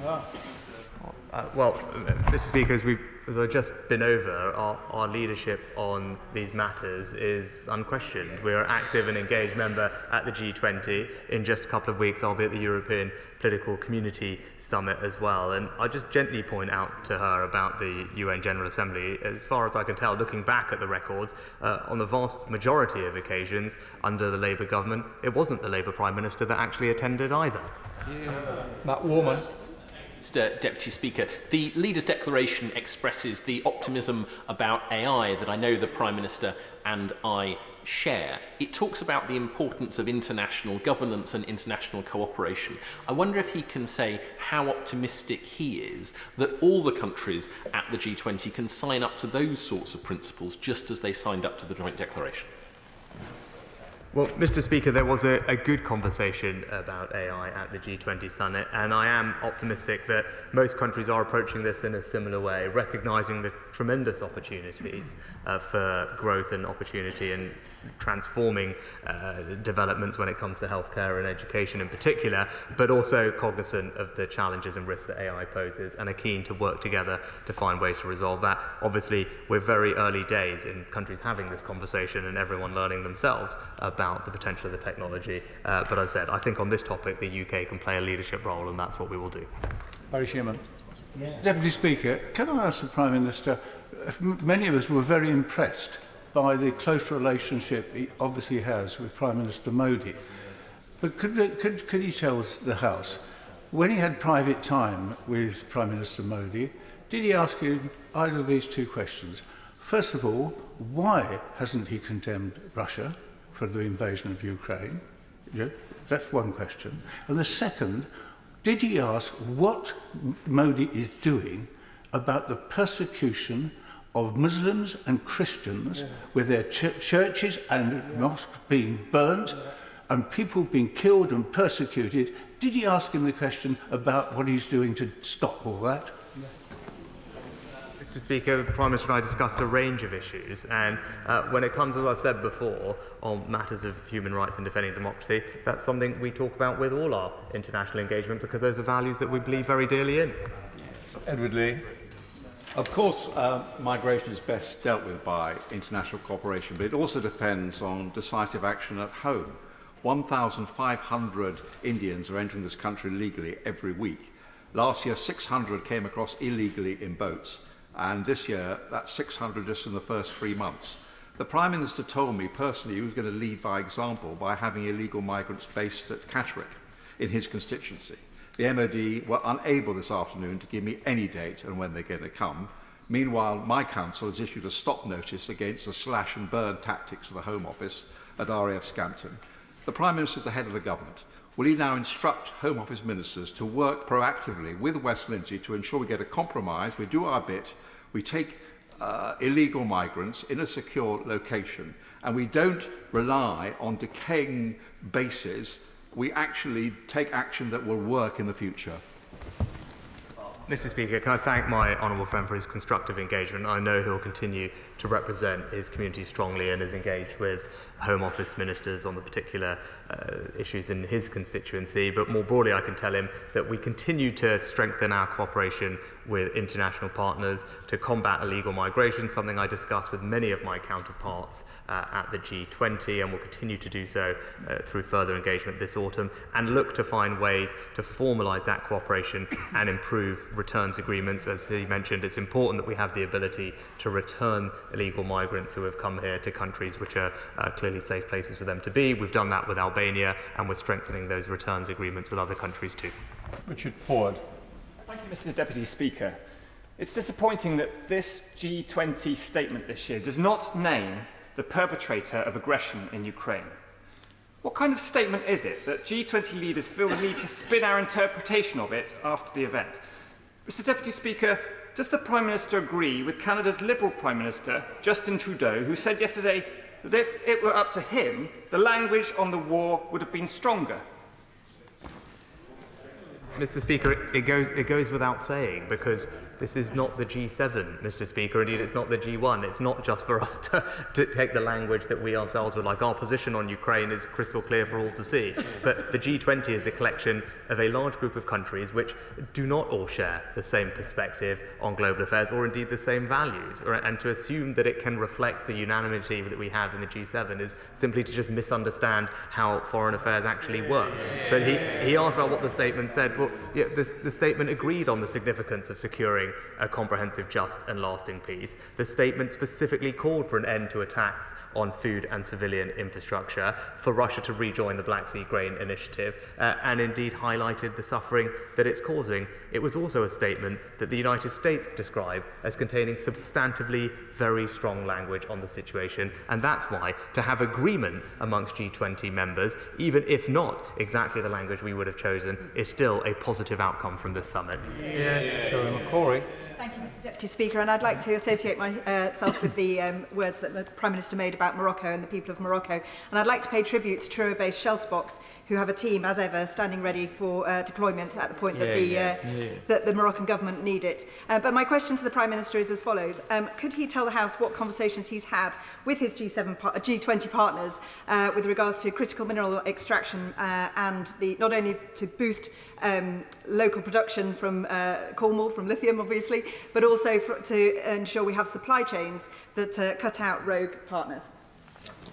My honourable friend makes an excellent point about the need for us to improve our economic resilience and security, which is why it is now an increasing feature of the partnership and agreements that we strike around the world. And indeed, it was a feature of the partnership agreement that I struck with Japan when I was there, and indeed the US when I recently visited. I spoke to both President Biden and Prime Minister Kishida about those agreements and the work that we are doing, and in both cases there are milestones for us to meet with regard to strengthen our cooperation on critical minerals in particular. Andrew Jones. Deputy Speaker, can I welcome our right honourable friend's statement? He rightly highlighted the importance of international trade and the progress that he's made, including the new partnerships joined. Would he be able to perhaps give a little bit more detail on the progress made on securing an UK-India deal? Speaker, we do make and have made substantial progress, but as I said, there is hard work left to do, and that's why we'll keep at it. But it's right that we don't put arbitrary deadlines on these trade deals, that we keep going until they work for the British people, for British companies and the British government. That is what we will endeavour to do. As I said, we have made lots of progress, but we won't sign a deal unless it's right for the United Kingdom. Thank you, Mr. Speaker. Can I congratulate my right honourable friend on the leadership he played in securing the outcomes of the summit? And further to the response he gave to my honourable friend, does he agree that in view of the scale of the population, the speed of growth in India, the areas of joint expertise and cooperation that have taken place to date, as well as the deep-rooted ties the UK has with India that spread right across the whole of the United Kingdom, can he reassure me that as he progresses the negotiations over the trade deal, that there will be a chapter or elements there that allow for small businesses and medium-sized enterprises across the UK and beyond in order to trade effectively with India? My honourable friend is absolutely right. India is unquestionably the most, if not the most, one of the most significant and consequential countries for global affairs over the coming years and decades, and it's absolutely right and important that the United Kingdom has a close relationship with India that spans not just economic cooperation but also across areas like defence and security and scientific technology research collaboration. We are looking to try and enhance our partnership in all those areas for the reasons that he mentioned. This is a long-term benefit for the UK if we can get this right. Jim Sunderland. Speaker, thank you very much. Members will of course know that the next G20 summit will be held in Rio next November 2024. I note with interest that Brazil has already placed on the agenda something called reform of the global governance institutions. Does the Prime Minister agree with me that reform of the UN Security Council should be considered with the best interest of the UK at heart? Notably, that the UN Security Council remains a viable framework for global security, and that Britain must never put Britain's seat at the table on the table. Well, Mr. Speaker, we have spoken in the past about support for additional members at the UN Security Council, including in India. It's something that we continue to do. And as my honourable friend has seen at this G20, we warmly supported and welcomed the inclusion of the African Union in the G20, because he makes a good point that international institutions need to continually adapt and change to reflect the reality of the current state of global affairs. Jason McCall. Thank you, Mr. Deputy Speaker. I was very proud to celebrate Ukraine Independence Day with Huddersfield's vibrant Ukrainian community earlier this month, and I heard firsthand how proud they are of the UK's steadfast support for Ukraine. With Brazil taking over the presidency of the G20, will the Prime Minister continue to work with our international allies and partners in increasing and building on our wonderful support for Ukraine, and also building unity in condemning Putin's barbaric and illegal invasion of Ukraine? Can I wholeheartly agree with my honourable friend's comments and pay tribute to him and his local constituents for all they're doing to support Ukraine and Ukrainian families. The total UK support for Ukraine now amounts to over £9 billion, and indeed 29 different states have signed up to the declaration that we helped initiate to provide long-term security support to Ukraine. So he can be confident in our steadfast support for Ukraine. It's not going away. We are here to stay, which is why we would tell Russia that now is the time to lay down arms and come to a sensible, peaceful resolution. I'd like to thank the Prime Minister for his statement today and responding to questions for 55 minutes. We'll now come to the points of order. Mary Robinson. On a point of order, Mr. Speaker, during the recent Safety of Schools buildings debate, the Honourable Member for Twickenham referenced a school in my constituency, wrongly including it in a list of schools with RAC waiting to hear from government about remediation. The original school was indeed built with this concrete many decades ago. However, earlier this year, pupils moved into a brand new £23 million state-of-the-art school on the site, whilst utilising other college buildings as the next stage of the £50 million transformation progresses. Furthermore, the Royal College Manchester Seashell Trust is not reliant on government funding. It is non-maintained, as it's an independent charity. Therefore, Mr. Speaker, would you direct me as to how I can set the record straight and ensure that the positive message regarding this excellent school is heard? Yes. Well, I thank the Honourable Lady for her point of order and her forward notice of it. And let's be fair, she's just done it in an amazing way. Point of order, Mr. Martin.